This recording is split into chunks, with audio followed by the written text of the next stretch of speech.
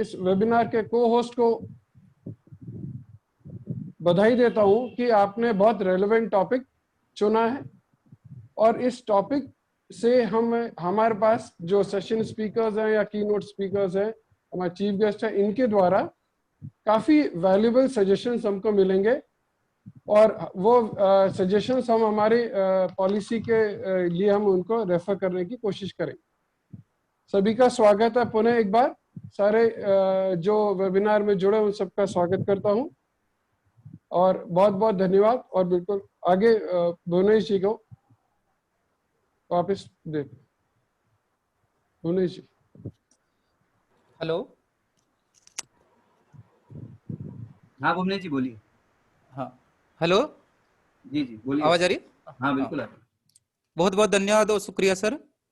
अब मैं हमारे महाविद्यालय के परिचय के लिए हमारे वरिष्ठ संकाय सदस्य डॉक्टर ज्ञानप्रभ प्रकाश दाइमा जी को निवेदन करता हूं। वो इस वेबिनार के कन्वीनर भी हैं। उनसे निवेदन करता हूं कि वो महाविद्यालय का संक्षिप्त परिचय दें। आदरणीय doctor GP Daima ji sir. Daima ji please unmute कर लीजिए। Yes Daima ji. Okay sir, thank you sir. One day webinar में उपस्थित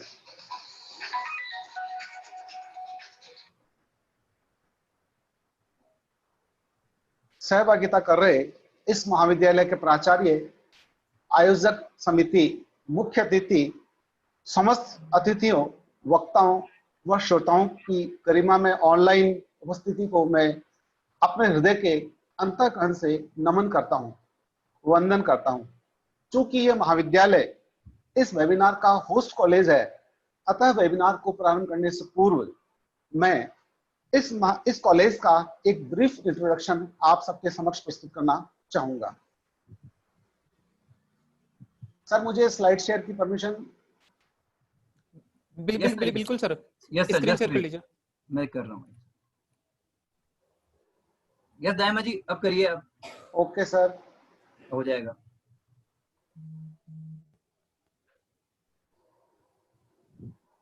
हो गया दाइमा जी? हाँ ओके सर।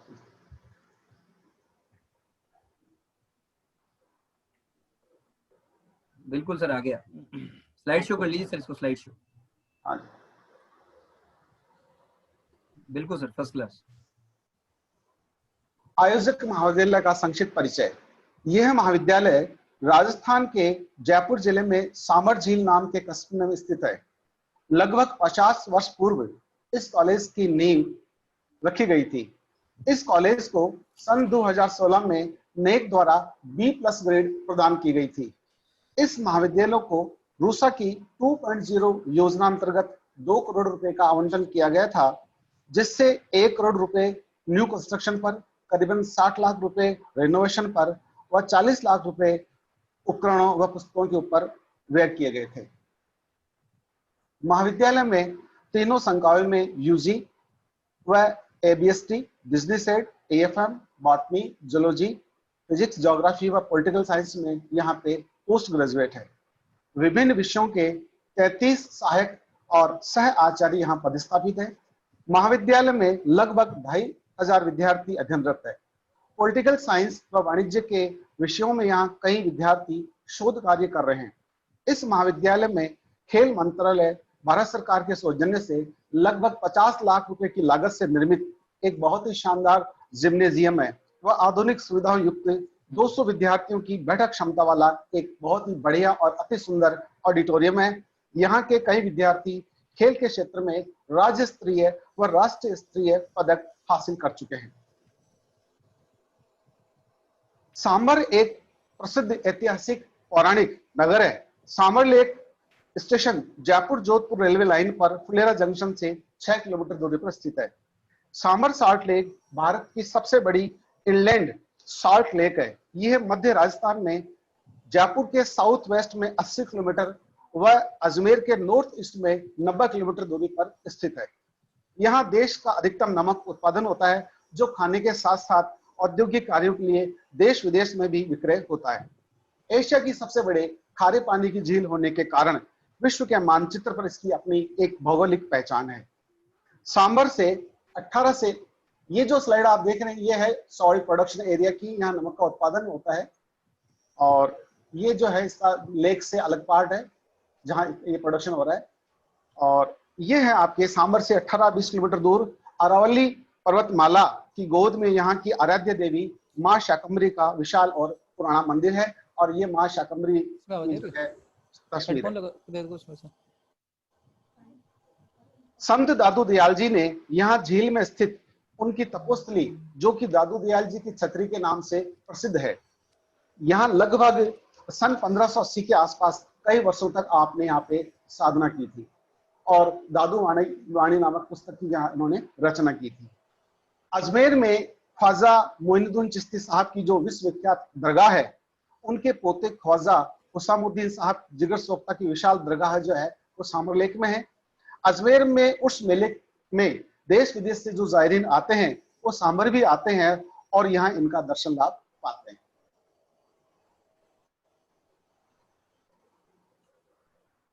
महाभारत कालीन राक्षस गुरु शुक्राचार्य की पुत्री देवयानी का विशाल मीठे पानी का सरोवर भी झील के पास ही स्थित है, जहां प्रतिवर्ष ज्येष्ठ माह की पूर्णिमा को विशाल मेला भरता है। सांबर से 4-5 किलोमीटर दूर स्थित एक पौराणिक सभ्यता के अवशेष मिले हैं जो नेलियासर नाम से प्रसिद्ध है। यहाँ की गई खुदाई में ईसा पूर्व की 3वीं शताब्दी से लेकर 10वीं शताब्दी तक के अवशेष प्राप्त हुए हैं।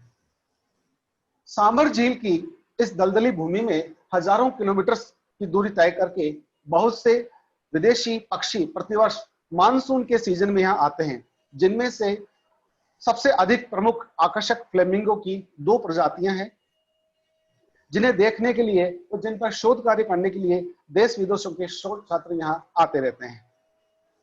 दुनिया की सबसे बड़ी बर्ड ट्रेजेडी अभी गत वर्ष नवंबर 2019 में सांबर लेक में ही हुई थी, जिसमें लगभग अलग अलग 25 प्रजातियों के हजारों पक्षियों की जो मौत है वो पैरालाइजिंग इलनेस के कारण से हुई थी, जिसका कारण एवियन बोटुलिज्म नामक बीमारी माना जाता है।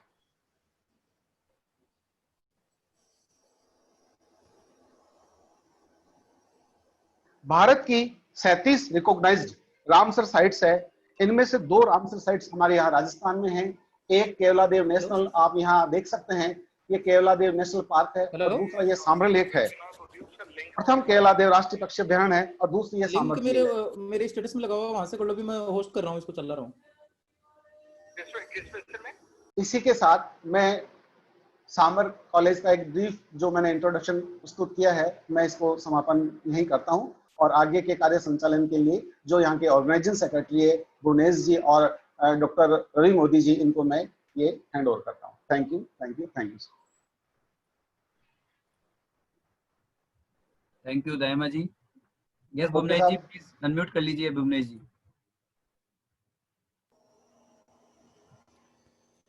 हेलो। हाँ भुवनेश जी बोलिए, आवाज आ रही है। हाँ नमस्कार सर। मैं इस वेबिनार के बारे में संक्षिप्त परिचय देना चाहूंगा। कोविड-19 की इस महामारी के इस दौर में जो वर्तमान परिवेश है, इसमें उच्च शिक्षा की निरंतरता को बनाए रखना ही एक सबसे बड़ी चुनौती है। क्वालिटी, गुणवत्ता, और इस गुणवत्ता को भी लगातार मेंटेन करना, बनाए रखना उच्च शिक्षा के लिए बहुत बड़ी चुनौती है। उसी चुनौतियों के आधार पर हमने ये वेबिनार कराने की सोची कि उस चुनौतियों का कैसे सामना किया जाए और उस चुनौतियों को कैरियर के अवसर में कैसे बदला जाए, क्योंकि जो वर्तमान परिवेश है, इस परिवेश में शहर क्षेत्र के अलावा जो ग्रामीण सुदूर प्रदेश है, वहां पर विद्यार्थियों के पास स्मार्टफोन नहीं है, लैपटॉप नहीं है, संसाधनों की कमी है। अमुक संसाधनों की कमी तो कॉलेजों में भी बहुत कम है। अच्छी नेट की स्पीड नहीं है, कंप्यूटर प्रॉपर नहीं है, खूब सारी ऐसी समस्याएं हैं। तो ऐसे दौर में जब कोविड-19 का टाइम भी है, हम ऑनलाइन होना चाहते हैं। अधिकतर चीजें बच्चों को हम ई क्लास से लेकर सब कुछ ऑनलाइन देना चाहते हैं, ताकि उनकी जो शिक्षा है, उनका प्रशिक्षण, कक्षाएं कोई भी डिस्टर्ब ना हो। तो इस संदर्भ में ये एक बहुत बड़ी चुनौती है और इन चुनौतियों का कैसे सामना किया जाए, इसी संदर्भ में इस वेबिनार का आयोजन रखा गया है। आज इस कोरोना महामारी के इस दौर में जो वर्तमान शिक्षण स्वरूप है, इसका स्वरूप ही बदल गया है और समस्या ये है कि जितनी भी यूनिवर्सिटीज हैं उनका पाठ्यक्रम भी अलग अलग है, और हमारे पास जो फैकल्टी है, जो यूनिवर्सिटी से लेकर गवर्नमेंट कॉलेजेस से लेकर जो फैकल्टी है, वो ऑनलाइन में वेल ट्रेंड नहीं है, क्योंकि ये चीजें उनके लिए पहली बार है, ई क्लासेस उनके लिए पहली बार है। तो ऐसी बहुत सारी चुनौतियां हैं, तो हम ऑनलाइन को कैसे सृजनात्मक उसकी बनाए रखें, इन्हीं मुद्दों पर चर्चा के लिए हमने इस वेबिनार का आयोजन किया। और ऑनलाइन ये कोविड-19 इस महामारी के दौर में हम इस चुनौतियों का कैसे सामना करें और इन चुनौतियों से निकलकर हम अपने कैसे अवसर पैदा करें, इसीलिए ये वेबिनार है जिसमें सभी लाभान्वित हो। अब मैं डॉक्टर संगीता रौतेला मैडम से निवेदन करता हूं, वो भी इसके बारे में कहें और हमारे गेस्ट का सभी का स्वागत करें। Doctor Sangeeta Rautela ji, co-organising secretary with the webinar. Sangeeta ma'am please unmute कर लीजिए आप अपने आप को। Yes, can you hear me, sir? Yes ma'am, yes ma'am. Okay, thank you so much. Good morning and very warm welcome to One Day National Webinar organized by Government College Sambarle on 15th of September 2020. As we very well know that higher education is facing tough times during COVID-19, and today's topic is opportunities and challenges of higher education in India during COVID-19. First of all, I thank our patron and principal, Professor Dr. Rajendra Joshi ji, who inspired us for the current webinar on such a burning issue in these tough COVID times. I thank Dr. R.K. Sharma ji, the director of this program, Dr. Kiran Shukla ji, the coordinator of this program. I also thank Dr. G.P. Daima ji, the convener who just now gave you the introduction of our college.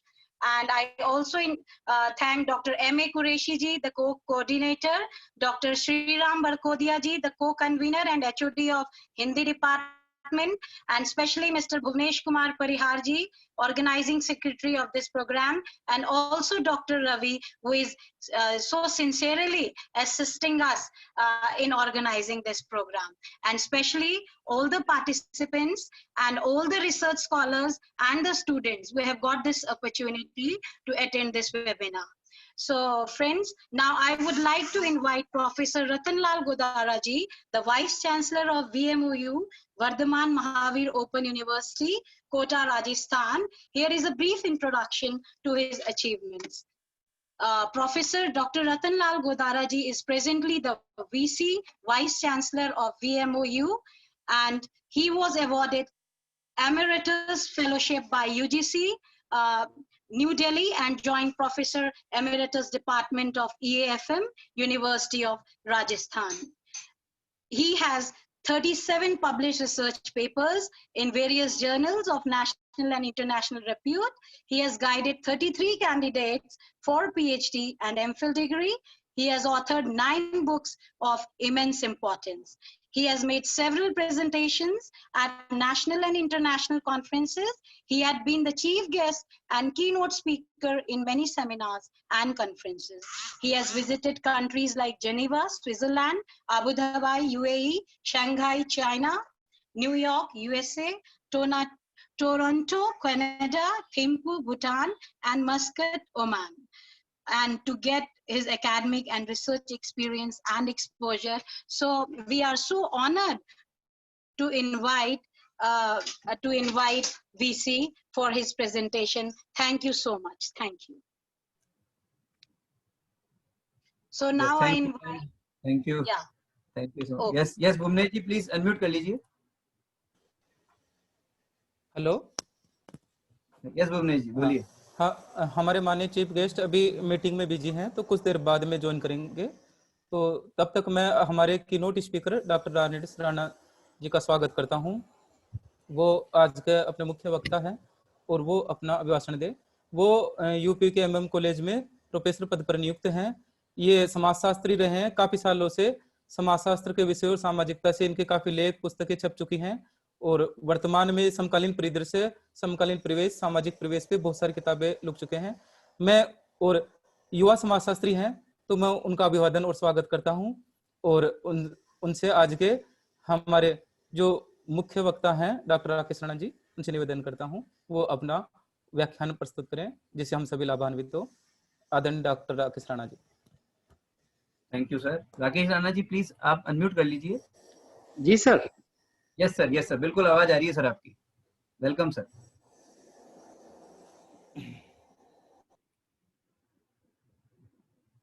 Sir please unmute कर लीजिए sir. Rakesh ji please unmute कर लीजिए। जी जी जी। जी sir, अब आ रही है sir आवाज। बिल्कुल जी सर। जी जी। Thank you sir. Thank you Bhuvnesh ji. आदरणीय प्राचार्य महोदय डॉक्टर राजेंद्र जोशी जी, डायरेक्टर साहब आर के शर्मा जी, आज के इस राष्ट्रीय वेबिनार की coordinator doctor Kiran Shukla ji, convener आदरणीय ज्ञान प्रकाश दायमा जी और महाविद्यालय के तमाम विद्वान शिक्षक साथीगण, आज का जो विषय आपने चर्चा के लिए चुना, भारत में कोविड-19 और उच्च शिक्षा के समक्ष चुनौतियां एवं अवसर, बहुत रिलेवेंट विषय है और इस विषय पर लगातार चिंतन चर्चाएं देश भर में हो रही हैं। मैं आयोजकों को बधाई देता हूं इसके लिए और अपनी बात को 2-3 हिस्सों में पूरी करने की कोशिश, ताकि समय से आप के प्रोग्राम को सपोर्ट करूं। बेसिकली कहा जाए कि कोविड-19 और कोरोना के संकट से हायर एजुकेशन में बड़े बदलाव आए, ट्रांसफॉर्मेशन की एक दीर्घ प्रक्रिया शुरू हुई जिसके कारण उच्च शिक्षा का पूरा रूप स्वरूप बदलने को आतुर है। एक कहावत है इधर हमारे पश्चिमी उत्तर प्रदेश में कि गंगा जी को आना था और भगीरथ जी को श्रेय उसका जाना था। तो कोरोना आया और कोरोना के कारण ये बदलाव आए, ये एक बात है और इस बात को डिनाई नहीं किया जा सकता। लेकिन ये तमाम बदलाव जो एजुकेशन सिस्टम में और खास तौर से हायर एजुकेशन में दिखाई दे रहे हैं, ये लगभग तय थे। तय इसलिए थे कि हम इस तरफ लगातार बढ़ रहे थे और दुनिया के दूसरे देशों में अगर देखा जाए तो ऑनलाइन टीचिंग, क्लासरूम टीचिंग का रूप काफी पहले से ले चुकी है और वहां टेक्नोलॉजी का भरपूर उपयोग एजुकेशन सेक्टर में पिछले कई दशकों से निरंतर बढ़ रहा है। इस दृष्टि से अगर मैं इंडियन एजुकेशन सिनेरियो को समझने की कोशिश करता हूं तो भारत में 1991 के साथ जब नई आर्थिक नीतियां शुरू हुई तो एजुकेशन सेक्टर में इस तरह के चेंजेस आने शुरू हुए और 1991 नई इकोनॉमी के साथ सबसे पहले एजुकेशन का प्राइवेटाइजेशन शुरू हुआ, जिसके परिणाम स्वरूप एजुकेशन सेक्टर में एक नए ढंग की कल्चर जमनी शुरू हुई और उसके साथ एक दशक तक लगभग हम लोग ई एजुकेशन के कंसेप्ट को थोड़ा जानने, समझने, सुनने लगे थे। 2000 तक आते आते ई एजुकेशन है ना, जिसके बारे में खूब आपने सुना और हम गूगल को और सर्च को और इन सब चीजों को एक कहा जाए तो उसके एडिक्शन की तरफ हम थोड़ा सा जाने लगे थे। अगले दशक में ये स्थिति इतनी साफ हो गई जब ग्लोबलाइजेशन से और नई इकोनॉमी से और वर्ल्ड मार्केट से नई तरह की जॉब्स दुनिया में और भारत में क्रिएट होनी शुरू हुई और नई ढंग की जॉब्स के लिए एजुकेशन से एक अलग ढंग की रिक्वायरमेंट आने लगी। तो उस तरह की जॉब्स के लिए तैयार होना और उस तरह के कामों की तरफ जाना, मीडिया ने एक अलग तरह का सिनेरियो क्रिएट किया और एक अलग ढंग की उसमें जॉब्स भी क्रिएट हुई। एक अलग ढंग का लाइफ स्टाइल देश में, समाज में एक कंज्यूमर कल्चर खड़ी होने लगी और 2000 तक आते आते इस पूरे सिनेरियो में 2000 से 2010 तक इंफॉर्मेशन टेक्नोलॉजी एक बहुत ही कहा जाए तो एक जन जन तक उसकी एक पकड़, उसकी एक पहुंच और उसके प्रति एक सबका रुझान, झुकाव पूरी तरह से स्पष्ट हो चुका था। 2010 में जब ये बहस भी उभरने लगी कि गूगल बड़ा या गुरु, तो इससे पता चलता है कि एक बैकग्राउंड लगातार टेक्नोलॉजी की, इंफॉर्मेशन टेक्नोलॉजी की, मीडिया की, पूरे एजुकेशन सेटअप को, एजुकेशन सिस्टम को ट्रांसफॉर्म कर रहा था, है ना। इसीलिए इस बैकग्राउंड को जब आप समझेंगे और देखेंगे कि 2020 में जैसे ही कोविड-19 और कोरोना क्राइसिस आया, तो देश के और तमाम सेक्टर जिस तरह से अपने आप को बेहोशी की हालत या मूर्छित सी अवस्था में पाए, एजुकेशन सेक्टर में ऐसा नहीं हुआ। उसका कारण यही था कि हम एक बैकग्राउंड में, एक उसके पीछे एक आंशिक रूप से या छद्म रूप से देश के टॉप संस्थानों में तो उसे बहुत अच्छे से अडॉप्ट कर लिया गया था, लेकिन इन जनरल भी उसकी गाहे बगाहे प्रैक्टिस आंशिक रूप से हो रही थी। और 2020 में जैसे ही कोविड-19 क्राइसिस आया, तो टीचर्स ने, स्टूडेंट ने अपने जैसा भी उनके पास एक टूटा फूटा स्ट्रक्चर था, बहुत डिजिटल स्ट्रक्चर हम लोग उस तरह से इस्टेब्लिश नहीं कर पाए, क्योंकि इस तरह के क्राइसिस की कोई बहुत एकदम से ऐसी अपेक्षा नहीं थी। धीरे धीरे उस तरफ जा रहे थे, ये एक अलग बात है, लेकिन उसे एजुकेशन सेक्टर ने, टीचर्स ने, स्टूडेंट ने, हमारे एकेडमिक इंस्टीट्यूशन ने काफी संभाला और बहुत अच्छे से संभाला, और ऑनलाइन टीचिंग और ये सब एक सहज ढंग से अपने सिस्टम में उसे इनकलकेट किया, उसे अडॉप्ट किया, और उसमें रचने बसने की तरफ हम बढ़े। लेकिन क्लासरूम टीचिंग का अल्टरनेट ऑनलाइन टीचिंग बहुत आसानी से बन जाए, यह संभव नहीं है।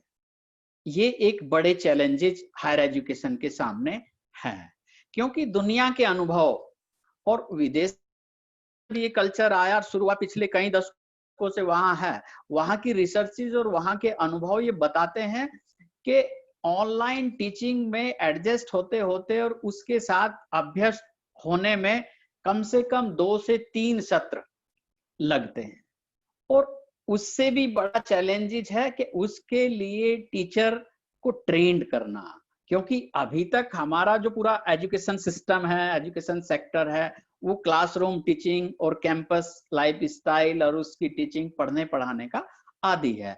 अब ये वो पूरा कैंपस एक कंप्यूटर की स्क्रीन पे या छोटे स्मार्टफोन की स्क्रीन पे सिमट गया है। अब इस भूमिका में कैसे इफेक्टिव टीचिंग करें, कैसे क्वालिटी एजुकेशन डिलीवर करें सिस्टम में, ये एक बड़ा चैलेंज है। लेकिन इस सिस्टम के साथ और इन सारी चीजों के साथ अपॉर्चुनिटीज भी हैं, क्योंकि जिस तरह का हमारा समाज है, उस समाज में खास तौर से अगर देखें आप 91 के बाद जो चेंजेस शुरू हुए और अब कोरोना संकट के बाद जो चेंजेस शुरू हुए, इनमें एक बेसिक फर्क है। जैसे कि 91 के बाद जो बदलावों का दौर था, उसमें एक स्पीड थी और उसकी ड्राइव फोर्स थी मीडिया, है ना। मीडिया ने पूरे देश को, पूरे समाज को, पूरी दुनिया को दूह के रखा, और बड़े बदलाव मीडिया के कारण 91 ग्लोबलाइजेशन के प्रोसेस के कारण समाज में दर्ज हुए, और उसमें मेन भूमिका में सेंटर में था मीडिया के कारण। लेकिन और उसमें एक और था कि उसमें जो चेंजेस थे, उसमें जो बदलाव थे, उसमें जो ट्रांसफॉर्मेशन का प्रोसेस था, वो रैपिड था, बहुत तेज था, और दुनिया से एक दूसरे के संपर्क, समाज में एक दूसरे के संपर्क, दुनियाई संपर्कों में एक अथाह तेजी थी। लेकिन कोविड-19 क्राइसिस के साथ ये उल्टा हो गया है। एक तो अब ड्राइव फोर्स टेक्नोलॉजी है, और टेक्नोलॉजी लगातार अपने आप को इंप्रूव कर रही है और सिस्टम को डोमिनेट कर रही है। एक तो ये बड़ा चैलेंज है। दूसरा, जो पूरा ट्रांसफॉर्मेशन में और चेंजेस प्रोसेस में जो स्पीड थी, वो एकदम ब्रेक हो गई, वो एकदम रोक दी गई, और सोशल डिस्टेंस जैसा एक जरूरी अनुशासन हम सबके आपके सामने आ खड़ा हुआ।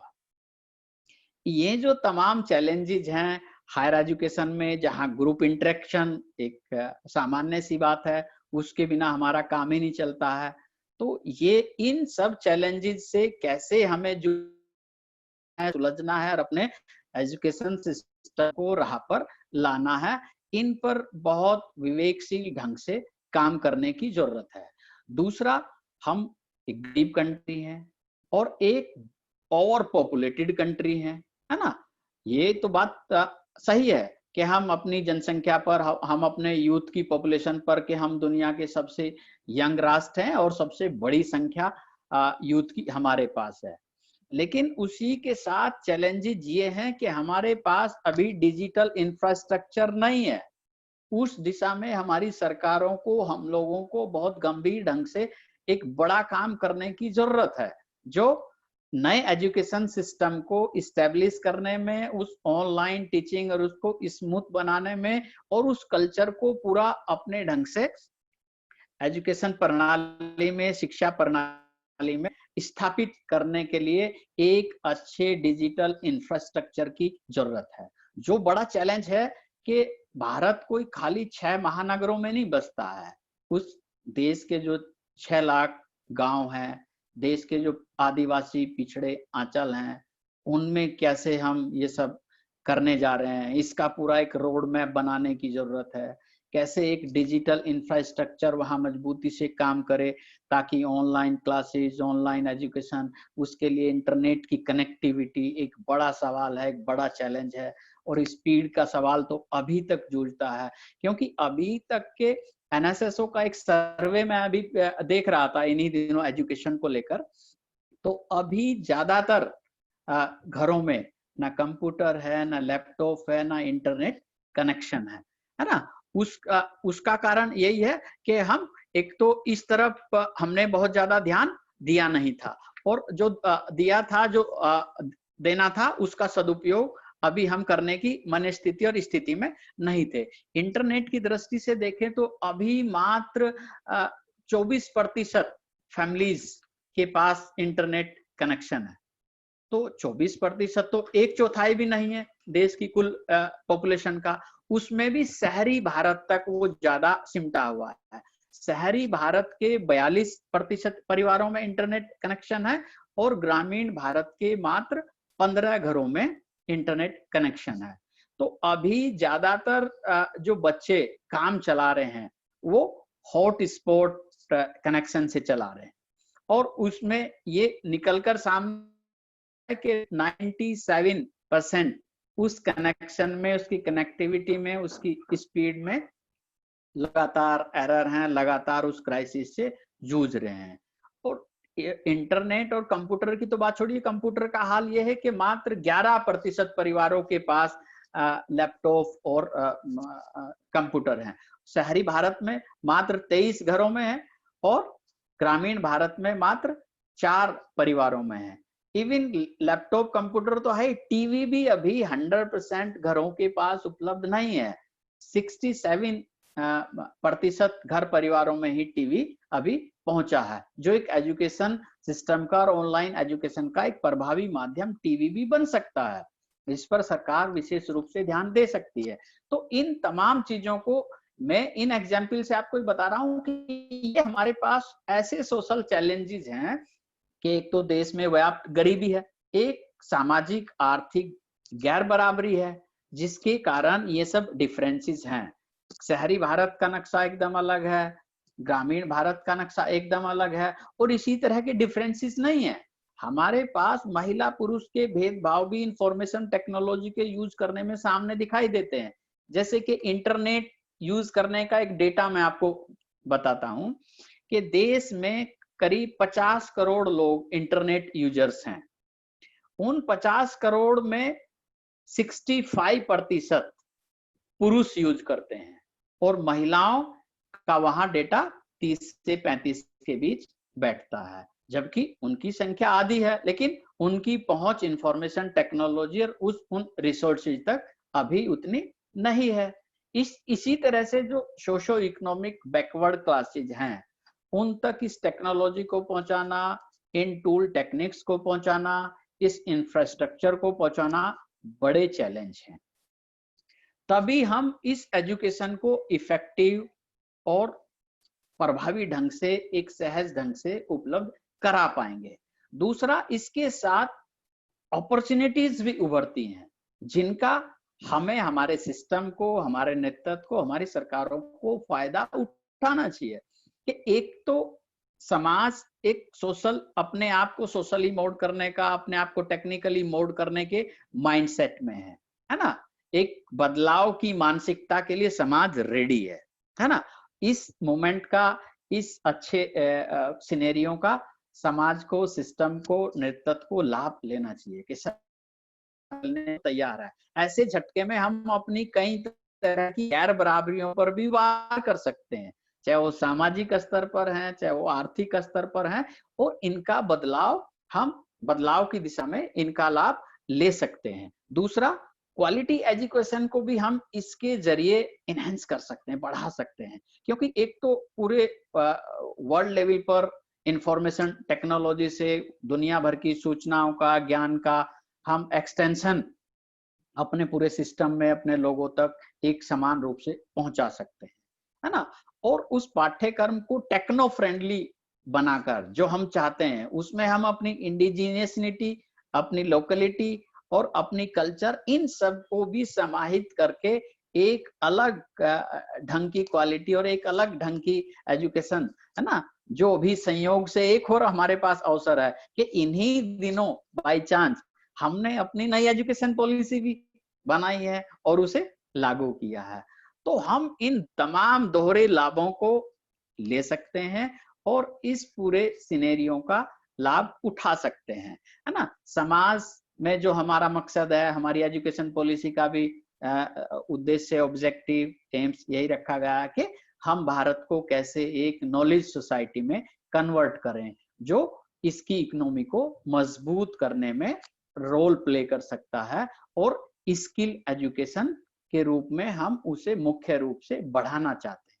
तो इस स्किल एजुकेशन को दूर दराज तक पहुंचाने के लिए, क्योंकि स्किल एजुकेशन का सिनेरियो भी अगर आप देखें, एक विकासशील देश की दृष्टि से बहुत निराशापूर्ण है, क्योंकि विकासशील देशों को स्किल एजुकेशन पर विशेष ध्यान देने की जरूरत होती है अपना डेवलपमेंट करने के लिए, जिसका प्रतिशत अभी भारत में मात्र 5 है। हमारे यहाँ स्किल एजुकेशन में नामांकन अभी 5% तक गया है। उच्च शिक्षा में ही हम 25-26% तक हैं अभी, है ना, जो एक हमें महाशक्ति बनाने में या उन सारी चीजों में बनाने के लिए एक बड़ा लैकुना है, एक बड़ा संकट है, एक बड़े बाधा है। अगर हम उस तरह से अपनी उपस्थिति दुनिया में वर्ल्ड सिनेरियो पर दर्ज कराना चाहते हैं, तो हमें अपने इस नामांकन को बढ़ाना चाहिए, और जो हम आसानी से इस नामांकन को बढ़ा सकते हैं, तो उसके लिए हम online technology, online education system, online enrolment, online degree और ऑनलाइन कोर्स, ये सारी चीजें हम इससे आसानी से बढ़ा सकते हैं अपने देश को, है ना। दुनिया में स्किल का डेवलप कंट्रीज में तो 96% तक है, और विकासशील देश में किसी में भी 50 से कम नहीं है। हम आज 21वीं सदी में भी मात्र 5% पर अटके हुए हैं। तो इस पूरे सिनेरियो का लाभ हम इस दिशा में भी विशेष रूप से ले सकते हैं, अपना एनरोलमेंट बढ़ा सकते हैं, अपने यूथ को इस तरफ अट्रैक्ट कर सकते हैं, क्योंकि ये एक लिबरल सिस्टम है, एक उदार सिस्टम है। अपने सिलेबस को, अपने पाठ्यक्रम को, अपने पूरे पेडागोजी को हम इस ढंग से डेवलप करें ताकि इसका लाभ समाज के मैक्सिमम तबके, मैक्सिमम लोग ले सके और इसकी तरफ अट्रैक्ट हों, है ना। तभी ये एक इफेक्टिव टीचिंग मेथड के रूप में हमारे सामने दिखाई देगा, और तभी एक क्लासरूम टीचिंग का जो पूरा एक मोह है, एक गैप है, हम उससे उभर पाएंगे और समाज में अपने एक क्वालिटी एजुकेशन की डिलीवरी कर पाएंगे। तो और इस पर एक लंबी बातचीत हो सकती है, लेकिन मेरे लिए जितना समय अलॉट है और भुवनेश भाई ने जितना मुझे संकेत किया, मैं उन सब बातों को ध्यान में रखते हुए अपने वक्तव्य को यहीं समेटने की कोशिश करता हूं। और एक बार फिर आप सबको, महाविद्यालय को, महाविद्यालय परिवार को विशेष रूप से धन्यवाद देता हूं। आप सबका आभार व्यक्त करता हूं कि दिल्ली से इतनी दूर से आपने मुझे याद किया और आप सबसे मिलने का, इंटरेक्ट करने का मौका मिला। मैं बहुत आभारी हूँ भुवनेश भाई, आपका, आपके सब महाविद्यालय परिवार के लोगों का धन्यवाद। यस भुवनेश जी अनम्यूट कर लीजिए।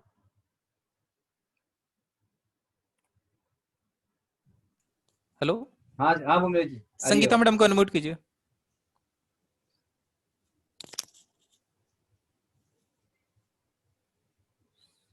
Sangeeta ma'am, I think sir, yes yes yes, Sangeeta ma'am ji please unmute कर लीजिए ma'am. Yes Sangeeta ma'am ji unmute कर लीजिए। Yes ma'am, yes ma'am, yes ma'am, Yes, can you hear me, sir? Yes ma'am, Okay, yes ma'am. okay. Yes, I thank Dr. Rakesh Raina ji, the keynote speaker. You are a veteran in the field of higher education, sir. आपने हमें बहुत अच्छे अपने विचार दिए, opportunities and challenges in higher education during COVID times, and you have given us the alternatives. So now the next speaker, next session speaker is our Joint Director, sir, Dr. Deepak Mehra ji, and the topic which he'll be dealing with is higher education and government policies during COVID-19. So now I request Dr. Deepak Mehra ji online. Thank you.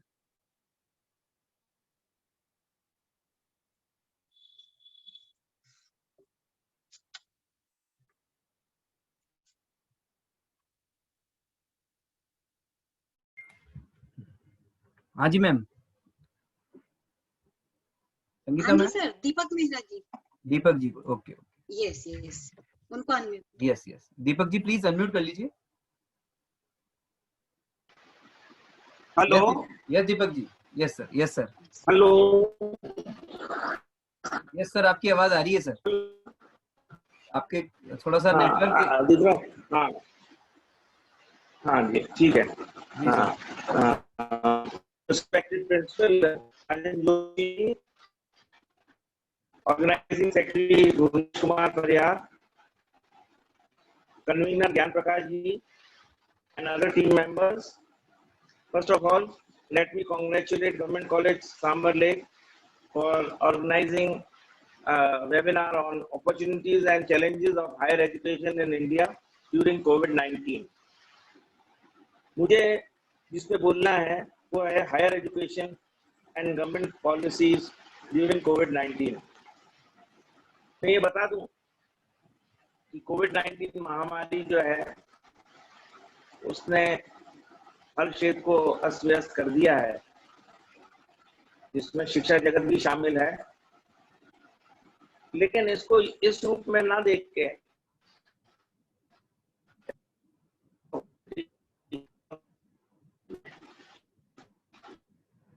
कर पाएंगे, जैसा आप लोगों ने अभी webinar में भी बताया। अब आप देखिए कि special circumstances require special policies, तो इसी तरह से शिक्षा जगत में भी कोविड-19 के मद्देनजर मैं आपको कुछ पॉलिसीज बताऊंगा जो सरकार द्वारा अपनाई गई, और जिससे न केवल जब कोविड खत्म भी हो जाएगा तो ये पॉलिसीज जो हैं हमारे विद्यार्थियों को और शिक्षकों के काम आएंगी। सर्वप्रथम मैं बताता हूँ, क्योंकि मेरे विभाग ने प्रवेश शुरू किया, जैसा आप सब लोगों को विदित है कि यूजी लेवल पे द्वितीय वर्ष एवं तृतीय वर्ष को अस्थायी प्रवेश दिया गया, और स्नातकोत्तर में जो है स्नातकोत्तर उत्तरार्ध को हम लोगों ने प्रवेश दिया है। और इस प्रवेश प्रक्रिया में हमने ये किया है कि ऑनलाइन तो पहले भी होती थी, कि हमने सब डॉक्यूमेंट्स को ऑनलाइन ही अपलोड करवाया है, जिससे विद्यार्थियों को कॉलेज आने की आवश्यकता नहीं रहेगी। और उसका भौतिक सत्यापन वैसे तो वो खुद ही इनफ है जो अपलोड किया हुआ है, भौतिक सत्यापन कभी कराने की अगर जरूरत महसूस हुई तो जब कोविड काल खत्म हो जाएगा, स्थितियां अनुकूल होंगी, तब हम करेंगे। तो इस तरह से आप देखिए सारे सुचारू रूप से हमारे प्रवेश जारी हैं। 37 नए कॉलेजेस के भी हमने किया, एक अभी कल से टपुकरा में शुरू हुआ है। ये सब ऑनलाइन प्रोसेस से हम शुरू कर रहे हैं और कहीं हमें कोई कठिनाई का सामना नहीं करना पड़ा। अब आइए, आप सबसे प्रमुख बात जो शिक्षण कार्य की होती है, तो शिक्षण कार्य जैसा आपको विदित है, फिजिकल शिक्षण कार्य होना संभव नहीं है, तो इसके लिए कोविड से पहले ही हम लोगों ने, हमारी सेक्रेटरी भी चाहती थी कि ई लेक्चर्स का एक डेटा बैंक बने। तो ई लेक्चर्स जो है, ई कंटेंट जो है वो सतत रूप से अपलोड हो रहा है और उसका फायदा जो है हमारे विद्यार्थी भी उठा रहे हैं। अब ये कोविड के लिए ही नहीं, वैसे भी अगर आप देखें दूर दराज के इलाके और जो नए कॉलेजेस खुले हैं जहां हम फैकल्टी भेजना संभव नहीं समझते हैं, उन इलाकों में और उन एरियाज में जहाँ फैकल्टी नहीं है, ये ई कंटेंट ही काम आ रहे हैं। तो अब आप देखिए कि कोई भी क्षेत्र अछूता नहीं रहा है, सबके सिलेबस जो है ई कंटेंट द्वारा जो है उनको दिए जा रहे हैं और वो उससे शिक्षा ग्रहण कर रहे हैं। मुझे ये बताते हुए बहुत हर्ष हो रहा है कि आज की तारीख तक 71,357 अपलोड हो चुका है और 77,172 PDF फाइल्स जो हैं वो अपलोड हो चुके हैं। तो नेचुरली ये सब जो है हम सबके जो प्रयास हैं उनकी वजह से ये संभव हुआ है और ये निश्चित तौर पे विद्यार्थी वर्ग इससे लाभान्वित होगा। तो एक तरह से कोविड काल ने हमें ये अवसर प्रदान किया जिसको हम कोविड काल का भी सतत रूप से चालू रखेंगे, जिससे कि हमारे जो टीचर फैकल्टी की जो समस्या है, उसकी कमी की जो समस्या है वो दूर हो सके। अब आप आइए, हम इस कोविड काल में भी सुप्रीम कोर्ट का जजमेंट आया तो हमें तृतीय वर्ष और स्नातकोत्तर उत्तरार्ध की परीक्षाएं अनिवार्य रूप से करानी है। तो उसके लिए भी हमने देखिए एडवाइजरी जारी करी है, यूनिवर्सिटीज ने भी की है। अब 3 घंटे का प्रश्न पत्र ना होके 2 घंटे का होगा और 5 प्रश्न जो हल करने पड़ते थे उसकी जगह एनी 3 करेंगे। सेक्शन सिस्टम जो है हमने खत्म कर दिया है, तो विद्यार्थियों के लिए सुलभ कर दिया कि वो कोविड काल में जो वैसे ही मानसिक रूप से परेशान है और परेशान ना हो। यहाँ पर भी मैं एज जॉइंट डायरेक्टर भी और उसके अलावा मैं रजिस्ट्रार राजस्थान संगीत संस्थान और स्कूल ऑफ आर्ट हूँ। यहाँ के इम्तिहान मुझे कराने पड़ते हैं, तो यहाँ भी मैंने वही सरकार की एडवाइजरी को फॉलो करते हुए प्रश्न पत्र जो है 2 घंटे का रखा और एनी 3 क्वेश्चन का करा है। प्रैक्टिकल एग्जाम जो है, क्योंकि प्रैक्टिकल एग्जाम्स में विद्यार्थियों को आना पड़ता है, उसका हल हमने ये निकाला कि उनके रिकॉर्ड से, उनकी फाइल से और उन्होंने जो भी कुछ प्रैक्टिकल के लिए किया है उसको देखकर उनको मार्क्स अवार्ड किए जाएंगे और इस तरह से हमारा ये जो है 3rd ईयर का मैंने फाइनल ईयर यूजी और पीजी के इम्तिहान हम संपन्न कराएंगे। आपने मुझे इस वेबिनार में बुलाया, इसके लिए बहुत बहुत धन्यवाद और मैं पुनः कॉन्ग्रेचुलेट करता हूँ ये पूरी टीम को और विशेषकर आपके प्राचार्य को जिन्होंने ये opportunities and challenges of higher education in India पे ये आज की 1 दिवसीय वेबिनार का आयोजन किया। धन्यवाद। भुवनेश जी प्लीज अनम्यूट कर लीजिए। बहुत बहुत धन्यवाद, बहुत शुक्रिया सर। आपका यह व्याख्यान हमारे लिए बहुत उपयोगी साबित होगा। अब मैं नेक्स्ट स्पीकर के रूप में डॉक्टर पंकज माथुर जी को बुलाना चाहूंगा। वो कोविड-19 से ही ये जो काल है ऑनलाइन का, इन्होंने बहुत आज से 10 साल पहले जब ऑनलाइन एडमिशन शुरू हुआ तब से ऑनलाइन का कार्य देख रहे हैं, किसी पहचान के मोहताज नहीं है। ये एसोसिएट प्रोफेसर टोंक और फिफीलाल डेप्यूटेशन कॉलेज एजुकेशन डिपार्टमेंट आयुक्तालय जयपुर में कार्यरत हैं। मैं उनसे निवेदन करता हूं कि वो अपना व्याख्यान प्रस्तुत करें। आदरणीय doctor Pankaj Mathur ji sir. Pankaj ji please unmute कर लीजिए। Yes sir. Yes sir. PPT को शेयर करना है ना? Yes sir, yes sir, just a minute sir, just a minute. अब कर लीजिए सर, आप कर सकते हैं।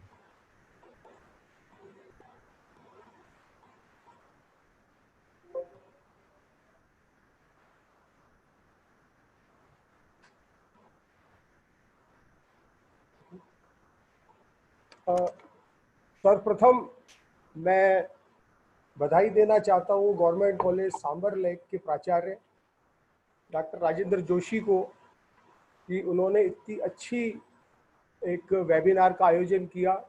उनकी पूरी टीम जो ऊर्जावान टीम है, भुवनेश जी, संगीता जी, डॉक्टर जीपी दाइमा साहब, इन लोगों के उत्साह से आज हमें ये मौका मिला कि आपके समक्ष हम कुछ बात रखने की कोशिश कर रहे हैं। देखिए, राकेश रैना साहब ने जितनी बातें बताई वो अपने आप में काफ़ी पॉइंट्स को कवर करती हैं, क्योंकि मैं भी मैथमेटिक्स के अलावा ई गवर्नेंस के ऊपर एक स्पेशलाइजेशन रखता हूँ और राज्य सरकार ने मुझे अवसर दिए यहाँ पे काम करने के लिए उन्हीं प्रोजेक्ट्स पे। तो कुछ अनुभव जो मेरा है, कुछ बातें जो मैंने सीखी हैं, वो मैं आपसे शेयर करने जा रहा हूँ। देखिए, जो चैलेंज है हायर एजुकेशन का वो काफ़ी बड़ा है। कैसे? करीब करीब 1000 हमारे विश्वविद्यालय हैं पूरे इंडिया में, करीब 40,000 कॉलेजेस हैं, 10,725 स्टैंड अलोन इंस्टीट्यूशंस हैं। मतलब ये वो इंस्टीट्यूशंस हैं जो एफिलिएटेड नहीं है बट डिप्लोमास देते हैं, 12th ऑनवर्ड्स एजुकेशन को कैटर करते हैं। ये एज पर AISHE पोर्टल की जो हमारी रिपोर्ट आती है MHRD की, उसके अकॉर्डिंगली है। और 37.4 मिलियन बच्चे या स्टूडेंट्स यहाँ पर एनरोल हैं। इसका मतलब आप समझ सकते हैं कि हमारा canvas of higher education India में काफ़ी बड़ा है। देखिए, जो चैलेंज हायर एजुकेशन का है उसमें 4 बड़ी इंपॉर्टेंट चीज़ें हम देखते हैं कि कोई भी, अगर हम वैसे तो किसी भी IT प्रोजेक्ट को अगर अपन लेते हैं या किसी भी ई गवर्नेंस प्रोजेक्ट की हम बात करते हैं तो उसमें 4 चीज़ें बड़ी इंपॉर्टेंट है: पीपल, प्रोसेस, टेक्नोलॉजी और फंड्स। अब जब हम इस पर्टिकुलर हायर एजुकेशन की बात कर रहे हैं या एजुकेशन की बात कर रहे हैं तो हमारे पीपल में अगर देखा जाए तो हम स्टूडेंट्स और टीचर्स को देखते हैं। हम यह देख रहे हैं कि जैसे जैसे टेक्नोलॉजी का एनहेंसमेंट हुआ है, क्योंकि स्टूडेंट्स रिलेटिवली यंग होते हैं, सीखने की चाहत रखते होते हैं, एक्सपोजर उनका होता है, तो वो टेक्नोलॉजी के प्रति बड़े रिसेप्टिव होते हैं। और टीचर्स चूँकि एज में बड़े होते हैं, अलग अपब्रिंगिंग उनकी होती है, तो थोड़े से रेजिस्टिव भी होते हैं। तो ये सारी चीज़ें हमने महसूस की है ड्यूरिंग जो 7-8 साल 9 साल का जो एक्सपीरियंस है प्रोजेक्ट इम्प्लीमेंटेशन का। अब चैलेंज क्या है कि जो प्रेजेंट सिनेरियो है उसमें हायर एजुकेशन के रूट्स को हिलाने की बात हो गई है। पूरा एक जो ट्रांसफॉर्मेशन की बात जो रैना साहब ने की, उसमें जितनी बातें उन्होंने हिट की, उनमें जो क्या हो रहा है कि पूरी रूट्स को हिलाने की बात थी। मतलब जिस पे हम टिके हुए थे, क्लासरूम टीचिंग, लैब में की जाने वाली रिसर्च, कॉलेज में की जाने वाली फिजिकल एक्टिविटीज़, वो सब की सब एक IT के बेस होने की तैयारी में है या हो गई हैं। अब अगर हम देखें कोविड-19 को, तो कोविड-19 ने क्या किया है, इस एग्जाम्पल को बिल्कुल साफ कर दिया है कि how leads truly is the mother of invention और री इन्वेंशन। क्योंकि हर चीज़ हम उस एंगल से सोचने लगे हैं। साथ में हम अब अडॉप्ट कर रहे हैं ऑनलाइन कल्चर को, ऑनलाइन लर्निंग कल्चर को, वर्चुअल स्टडी को। अब इशू ये है कि हम डिलीवर तो कर रहे हैं। हमारे टीचर्स ने अपने आप को पिछले 6 महीने में, कोविड जब से आया है तब से तैयार तो कर लिया है कि हम उनसे शेयर कर रहे हैं इंफॉर्मेशन। अभी हमारा जो चैलेंज आ रहा है कि हम प्रोग्रेस कैसे ट्रैक करें, कैसे उनको इवेल्युएट करें कि बच्चा उसको देख रहा है कि नहीं देख रहा है। तो इसका मतलब ये है कि जो अभी हमारे लिए सबसे बड़ा जो चैलेंज है वो ये है कि हम डिलीवर तो करने लगे हैं बट वो अभी काफ़ी हद तक वन वे है। तो अभी इसको हमें कैटर करने की ज़रूरत होगी। अब जो अनएड्रेस क्वेश्चन है कोविड एरा में, हमारे जो सारे टीचर फ्रेटर्निटी को अगर हम देखें तो हमारा सबसे इम्पॉर्टेंट चीज़ आ रही है, जैसे अभी जॉइंट डायरेक्टर साहब ने कहा कि हमने एग्जामिनेशन को रीडिज़ाइन किया 3rd ईयर के लिए और PG फाइनल के लिए। तो ये जो रीडिज़ाइनिंग है, इसको बैठने के लिए हमें विचार करने की ज़रूरत है कि अब अगर जब हमें मान लो ये कोविड एरा लंबा चलता है, जैसा कि अभी अपन देख रहे हैं कि पीक अभी कुछ लोग कह रहे हैं पहुंच गया है, कुछ कह रहे हैं अभी आने वाला है। बड़ा कंट्री 135 करोड़ का, और हम 1 lakh per day Covid patients अब आने लगे हैं। अगर ये इरा आगे चलता है तो हमारे लिए सबसे बड़ा क्वेश्चन होगा कि हमें सिलेबस रीडिजाइन करने पड़ेंगे, हमें डिलीवरी ऑफ लेक्चर्स को भी रीडिजाइन करना पड़ सकता है। कैसे कि अभी तो हम ये देख रहे हैं कि जो हमारा सिलेबस है उसी को हम लेते हैं, उसी के टॉपिक को हम लेते हैं और हम हमारा लेक्चर उसी फॉर्मेट में जैसे हम क्लास में डिलीवर करते थे उसी को ही कोशिश करते हैं रेप्लिकेट करने की उसी एंगल से, और हम रिकॉर्ड करके जो भी हमारा यूट्यूब चैनल है मोस्ट ऑफ द टाइम या और कोई तरीका है व्हाट्सएप वगैरह पे शेयर करने का, वहाँ शेयर कर लेते हैं। इसको भी रीडिजाइनिंग करने की हमें ज़रूरत है। एग्जामिनेशन सिस्टम, अभी देखिए हम अगर इतना सही कर पाए कि हमने 5 क्वेश्चन के बजाय बच्चों को 3 क्वेश्चन दे दिए, सेक्शन सिस्टम खत्म कर दिया, बट एग्जाम अभी भी सारे ऑफलाइन है, उसके अपने चैलेंजेस हैं, उसकी अपनी गाइडलाइंस निश्चित रूप से राज्य सरकार और भारत सरकार ने जारी की हैं, बट अभी भी एग्जाम वो सारा ऑफलाइन मोड में ही होगा। Is a big challenge. कैसे हम उससे निकल के आएंगे बाहर, वो हमारे लिए चैलेंज बना हुआ है। अब अगर हम मान लो इवेल्युएशन की बात करेंगे तो वही हमारा ऑफलाइन इवेल्युएशन है, हमारे पास वही कॉपी के बंडल आएंगे, हम उसको कैसे अंदर बैठ के जांचेंगे, कैसे उसको वापस सबमिट करेंगे। तो जब तक इन सब चीज़ों के ऊपर विचार नहीं करेंगे तब तक हम अभी उस चैलेंज को फेस करने में काफ़ी दूर हैं। तो अभी सबसे बड़ा इशू आ रहा है रेजिस्टेंस फॉर चेंज। देखिए अब ये जब सारी चेंज की बात होती है तो सबसे बड़ा स्टेक होल्डर है जो इसको बदल सकता है वो है टीचर। तो उसको बैठ करके बात करने की जरूरत है, विश्वविद्यालय स्तर पे बात करने की जरूरत है, महाविद्यालय स्तर पे बात करने की जरूरत है। अब इसके ऊपर काफ़ी प्रकाश डाला गया है कि रैना साहब ने, कि अभी हम देख रहे थे वो काफ़ी स्टेटिस्टिक्स उन्होंने बताई कि कहीं ऐसा तो नहीं होने वाला है कि हम एक बड़ा डिजिटल डिवाइड क्रिएट कर दें स्टूडेंट्स के बीच में, हैव्स और हैव नोट्स का। पीसीज, लैपटॉप्स, स्मार्टफोन्स अभी भी कॉस्टली हैं, साथ में एक अनइंटरप्टेड इंटरनेट चाहिए। अभी भी हम देख रहे हैं, मैं अभी जब लॉगिन हुआ मैंने अभी घर पे अपने फाइबर वाला कनेक्शन लिया था, इवन देन मैंने टेस्टिंग की, उसके तुरंत बाद इंटरनेट कनेक्शन मेरा ट्रिप हो गया। मैंने दाइमा साहब से बात भी की थी। तो कहने का मतलब अभी भी अनइंटरप्टेड इंटरनेट कनेक्शन, जबकि मैं तो कैपिटल सिटी में रह रहा हूँ। इसको कैसे मिट आउट करेंगे, ये अभी बहुत बड़ा चैलेंज है। निश्चित रूप से इसके ऊपर प्रकाश डाल चुके हैं कि डिजिटल डिवाइड हमें क्रिएट नहीं करना है, रूरल एरिया में कैसे कैटर करना है। अब एक बड़ा इंटरेस्टिंग चीज है, जब हम रीडिजाइनिंग की बात करते हैं, ऑनलाइन लर्निंग की बात करते हैं, तो हम देखते हैं कि एक आर्टिफिशियल इंटेलिजेंस का आपने सुना होगा एक शब्द है, इसका काफी काम चल रहा है और हम तो नहीं कर पा रहे, बट हमारे एक्शंस जो हम स्मार्टफोन पे करते हैं, पीसीज पे करते हैं, ऑनलाइन करते हैं, उससे कहीं ना कहीं हम ट्रैक होते हैं, हमारे इंटरेस्ट ट्रैक होते हैं, हमारी लैंग्वेज ट्रैक होती है। उस सब से उसका अगर हम देखें, अगर मैं एक स्टूडेंट हूँ तो हम ये कर सकते हैं कि मेरे को एक कुछ क्वेश्चंस दिए जाएं इनिशियली, और उस क्वेश्चन से मेरे को इवेल्युएट किया जाए कि मेरा स्टैंडर्ड क्या है, और उस स्टैंडर्ड के हिसाब से मेरा कस्टमाइज सॉल्यूशन निकले कि मैं किसी कोर्स को कर रहा हूँ तो मेरी बेसिक लेवल ऑफ नॉलेज क्या है और उसके बाद मैं कैसे उसमें प्रोग्रेस कर सकता हूँ। इस तरीके के कस्टमाइज पैकेजेस हमें डिजाइन करने के बारे में प्लान करना पड़ेगा यूजिंग आर्टिफिशियल इंटेलिजेंस। तो ये अपॉर्चुनिटी है, वर्ल्ड वाइड ऐसा होने लग गया है।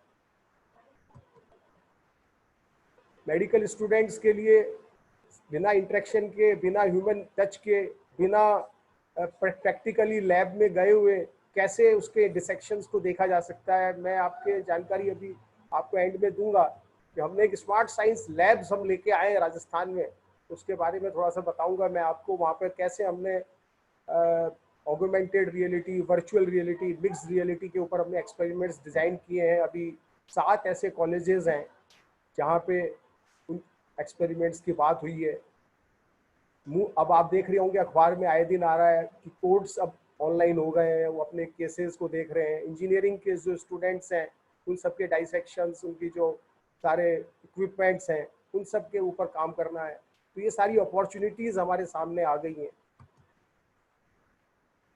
तो इंटरेक्टिव और वर्चुअल लर्निंग की बात अब हमारे कल्चर का पार्ट होने वाला है, तो हमें देखना है कि उसको कैसे हम उसको लेने वाले हैं।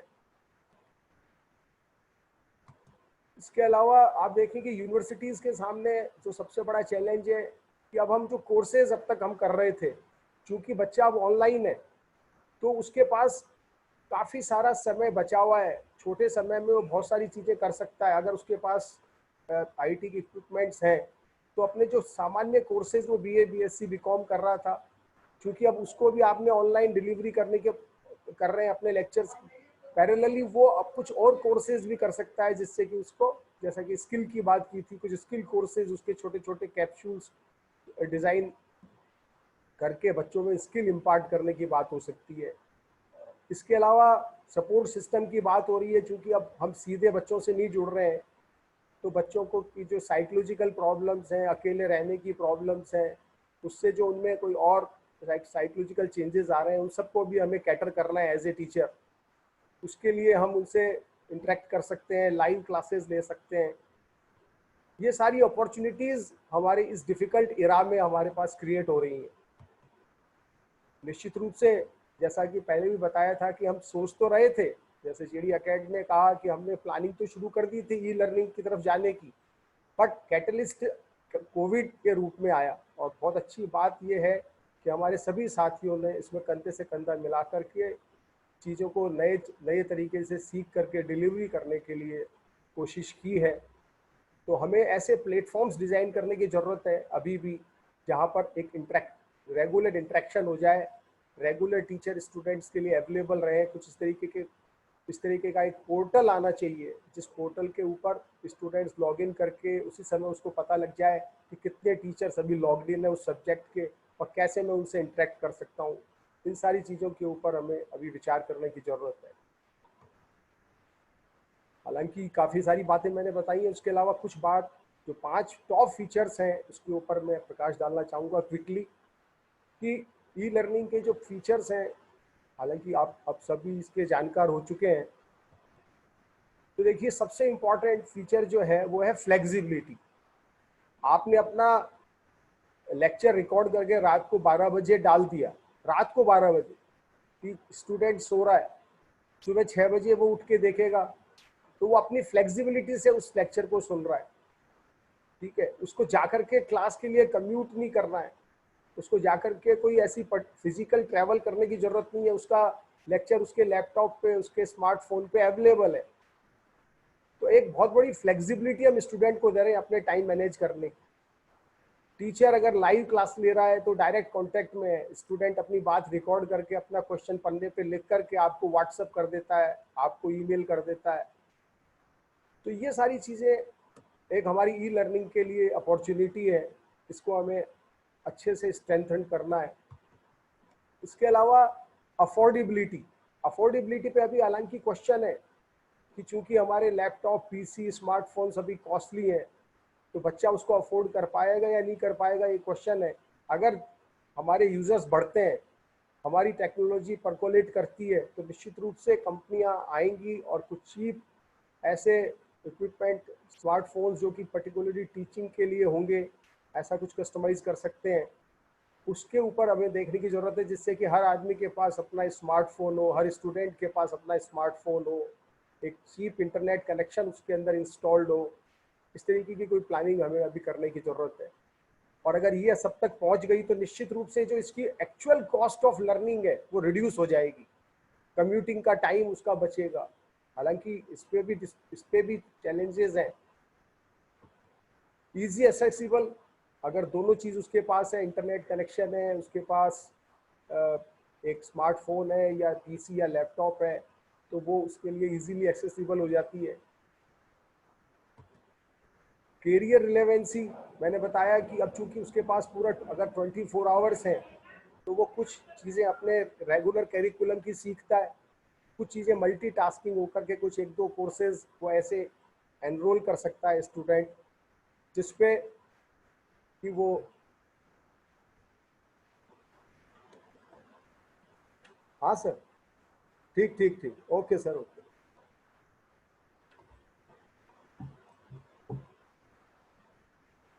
चलिए मैं थोड़ा क्विकली सम अप करता हूँ।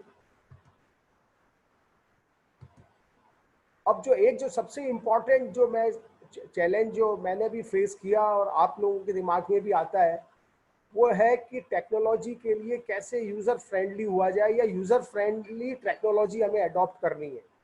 हमने बस इस छोटी सी बात को मैं कहना चाहता हूँ कि हमने देखा था कि जब हमने हमारा पहला पोर्टल हम dce.rajasthan.gov.in लेके आए, तो हमारे पास कोई भी जो हमारे नोडल ऑफिसर्स हुआ करते थे, वो सारे टीचर्स हुआ करते थे, हमारे प्रोफेसर्स हुआ करते थे, उनके पास कोई भी आईटी का पर्सन नहीं होता था। तो थैंक्स देना चाहता हूँ मैं आईटी को, हमने ऐसी टेक्नोलॉजी से उस पोर्टल को लॉन्च किया जो यूज़र फ्रेंडली थी, और जो एक छोटा सा कट कॉपी पेस्ट कर लेता था वो अपने डिपार्टमेंट की वेबसाइट उस पोर्टल पे मेंटेन कर लेता था। तो टेक्नोलॉजी के जो विशेषज्ञ हैं उनके लिए ज़रूरी है कि वो ऐसी टेक्नोलॉजी लेके आएँ जिससे कि जो एक टीचर है या जो भी उसको यूज़ करने वाला है उसको फटाक से सीखे और उसको यूज़ कर ले। अनआंसर्ड क्वेश्चंस भी हैं कई सारे, ये कुछ मैंने वेबसाइट्स आपको जैसा पता है, स्वयं, यूजी पीजी मूक्स, ई पीजी पाठशाला, ई कंटेंट कोर्सवेयर इन हिंदी सब्जेक्ट, स्वयं प्रभा, अभी टीवी की बात हो रही थी तो ऑलरेडी गवर्नमेंट ऑफ इंडिया ने लॉन्च किया हुआ है। यूट्यूब चैनल्स पे आपको लेक्चर्स मिल सकते हैं। National digital library already put in place है। शोध गंगा के बारे में आप जानते होंगे, जहाँ पर कि सारे रिसर्च की रिपोजिटरी है। ई सोच सिंधु और विद्वान, जिसमें कि हमारे टीचर्स का डाटाबेस ऑलरेडी बना हुआ है। तो ये बात कह के मैं अपनी बात समअप करना चाहता हूँ। मैंने आपसे जिक्र किया था स्मार्ट साइंस लैब का, यदि आप में से किसी को मौका मिलता है उनको देखने का, तो आप जरूर से उसका एक विजिट प्लान कर सकते हैं आफ्टर कोविड। कि हमारे 7 डिविजनल हेडक्वार्टर्स पे स्मार्ट साइंस लैब आ चुकी है, जहाँ पर कि हमने AR VR और MR के माध्यम से एक्सपेरिमेंट्स कर दी, वहाँ पर डिज़ाइन करवाए हैं। तो आप स्टूडेंट्स को भी वहाँ पर उसका बेनिफिट दिलवा सकते हैं। Thank you very much. Thank you Pankaj sir for wonderful presentation. Bhuvnesh ji please unmute कर लीजिए।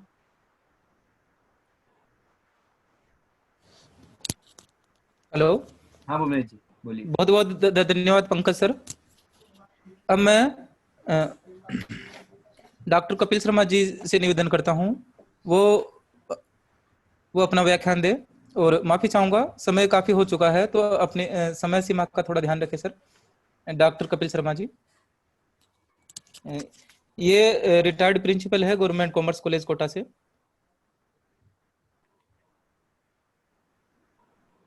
Yes Kapil ji please unmute कर लीजिए। Yes sir. Am I audible, sir? Yes Kapil ji, yes Kapil ji.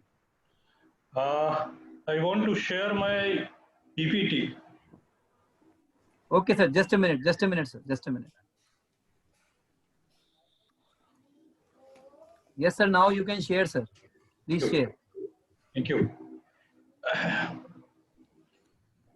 First of all, I congratulate Dr. Rajan Joshi ji for organizing such a wonderful event, and I also thankful to keynote speaker because he covered almost all the aspects related with online education, related with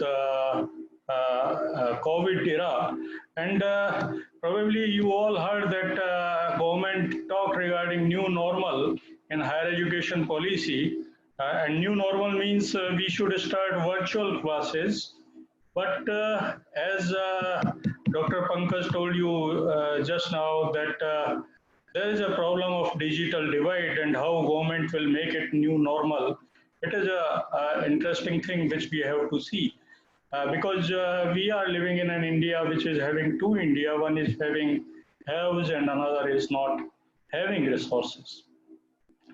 So how much we spend on education and whether we stop distributing freebies and making investment in converting our population into human resource, because someone has told me that 135 crore people are there in our country. So we are having tremendous opportunity to convert into a resource. So in COVID-19, we face unprecedented crisis, and our brick and mortar educational institutes were expected to transform themselves into online teaching. So we were expected to convert our campus-centric teaching into online teaching. Now we have seen a paradigm shift.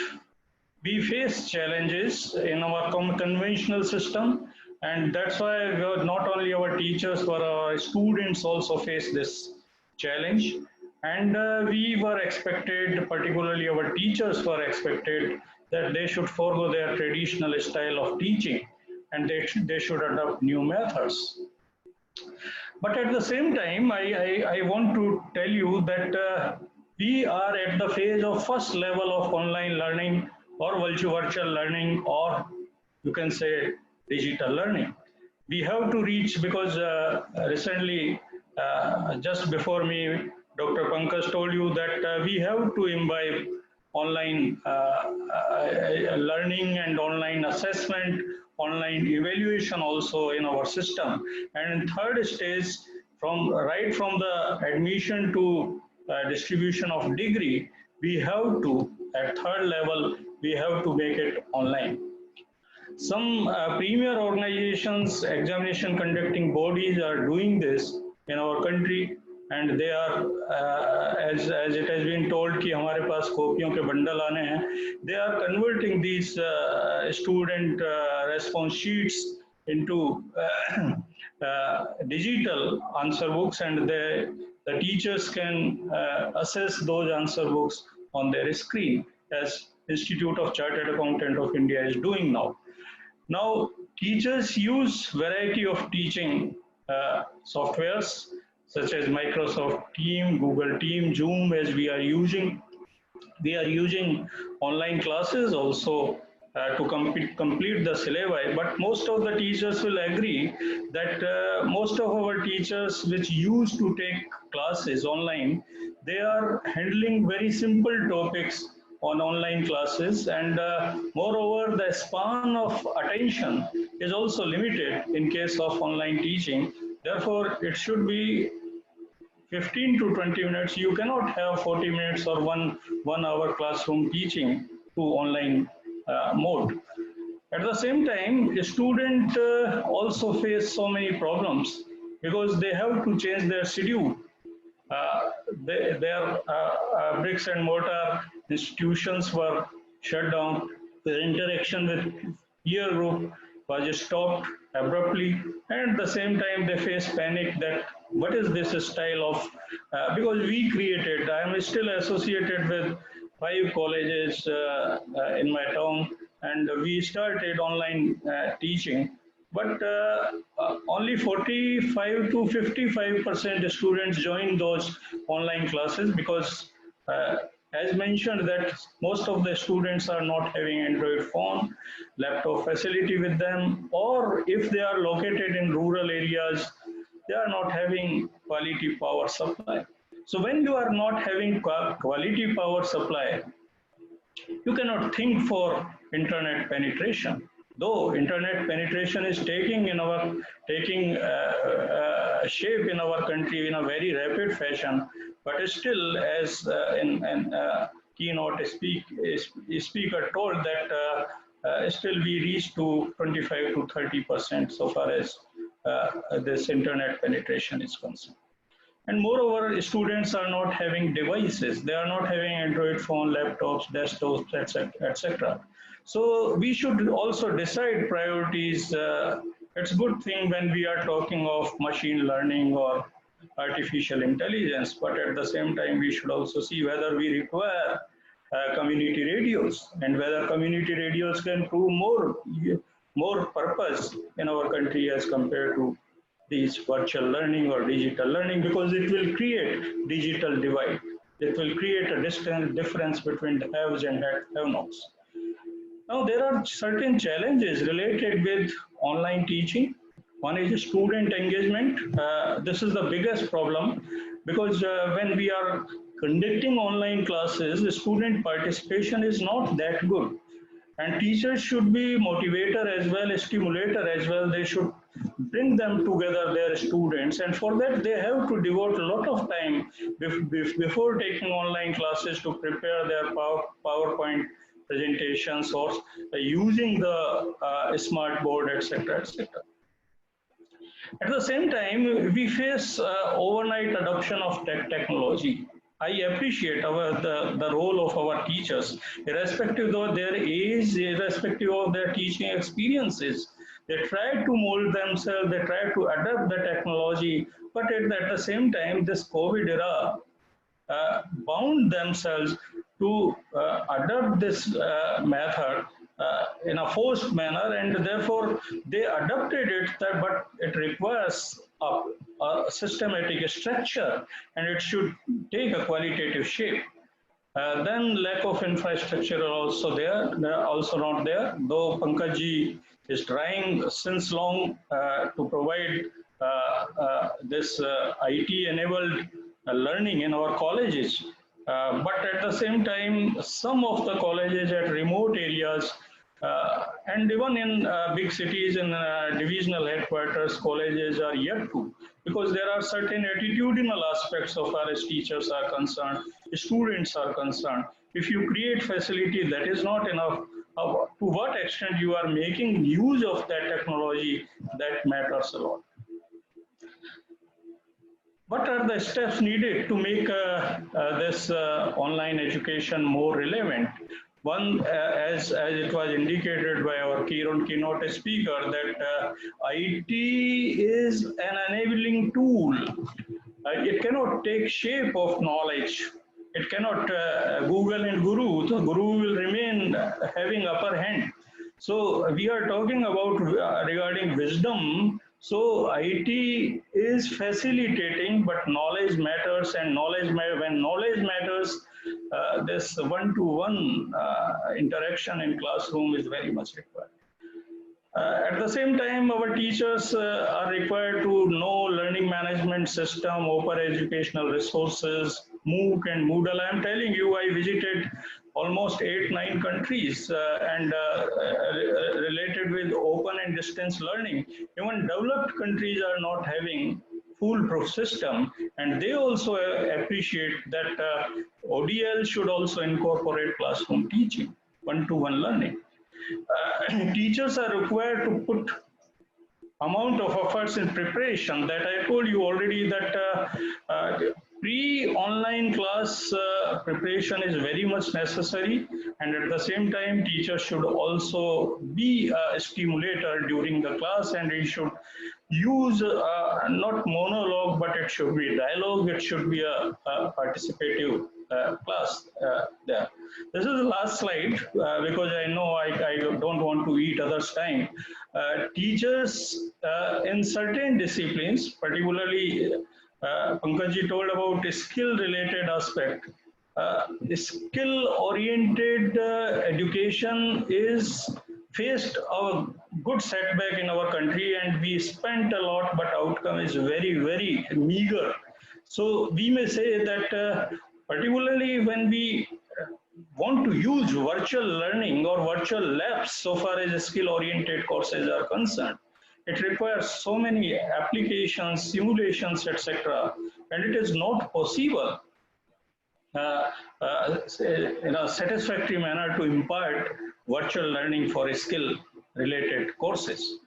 And it requires substantial investment, that is probably those people who are from Commissionerate of College Education, they will appreciate this idea that we should redesign our classroom. We should not only provide one virtual lab, but all classrooms should be redesigned, lecture theaters should be redesigned, and they should be compatible with online delivery. And there will be requirement to equip them, recording devices, etc., etc. So it was rightly indicated that teachers need to be trained. There should be orientation courses, refresher courses, looking into the need for virtual learning, digital learning, mobile learning, etc. But at the same time, attitudinal change is also required. Uninterrupted internet is required, because if you are having interruption during your presentation or during your learning, it creates a bad impression. So it should not be there. And last but not least, we should have a most structured approach. We should have a content delivery and pedagogy looking into online teaching. So we cannot use those pedagogies which we used to use for one-to-one learning or classroom learning. The pedagogies will be altogether different, and therefore lot of training will be required for online learning. But to conclude, I say that of course during COVID era, this is the compulsion that we have to go for online education. But we should have a good blend of both type of education.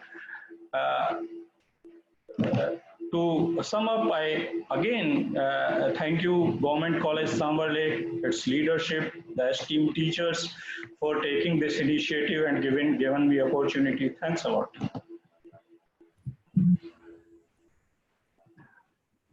Thank you, Kapil sir. Thank you, Kapil sir.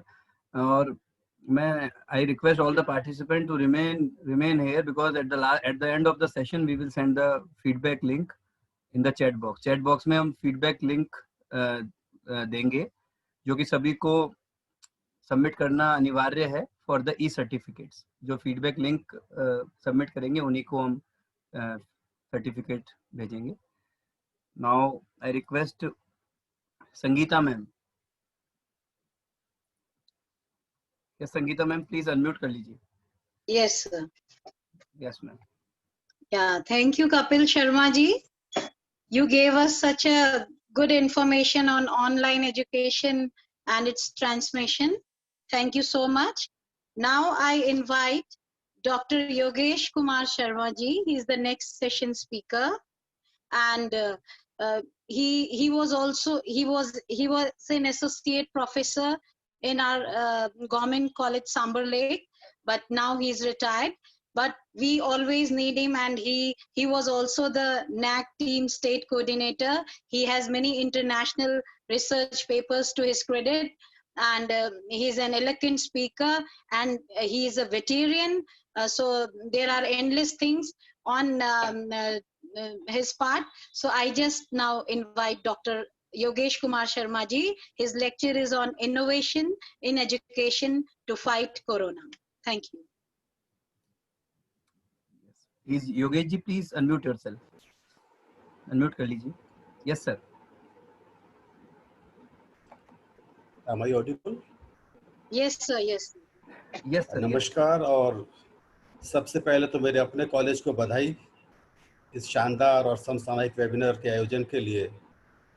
और चूंकि मैं इस college का एक अभिन्न अंग रहा हूँ, तो सभी पार्टिसिपेंट्स का भी मैं बहुत बहुत स्वागत करता हूँ.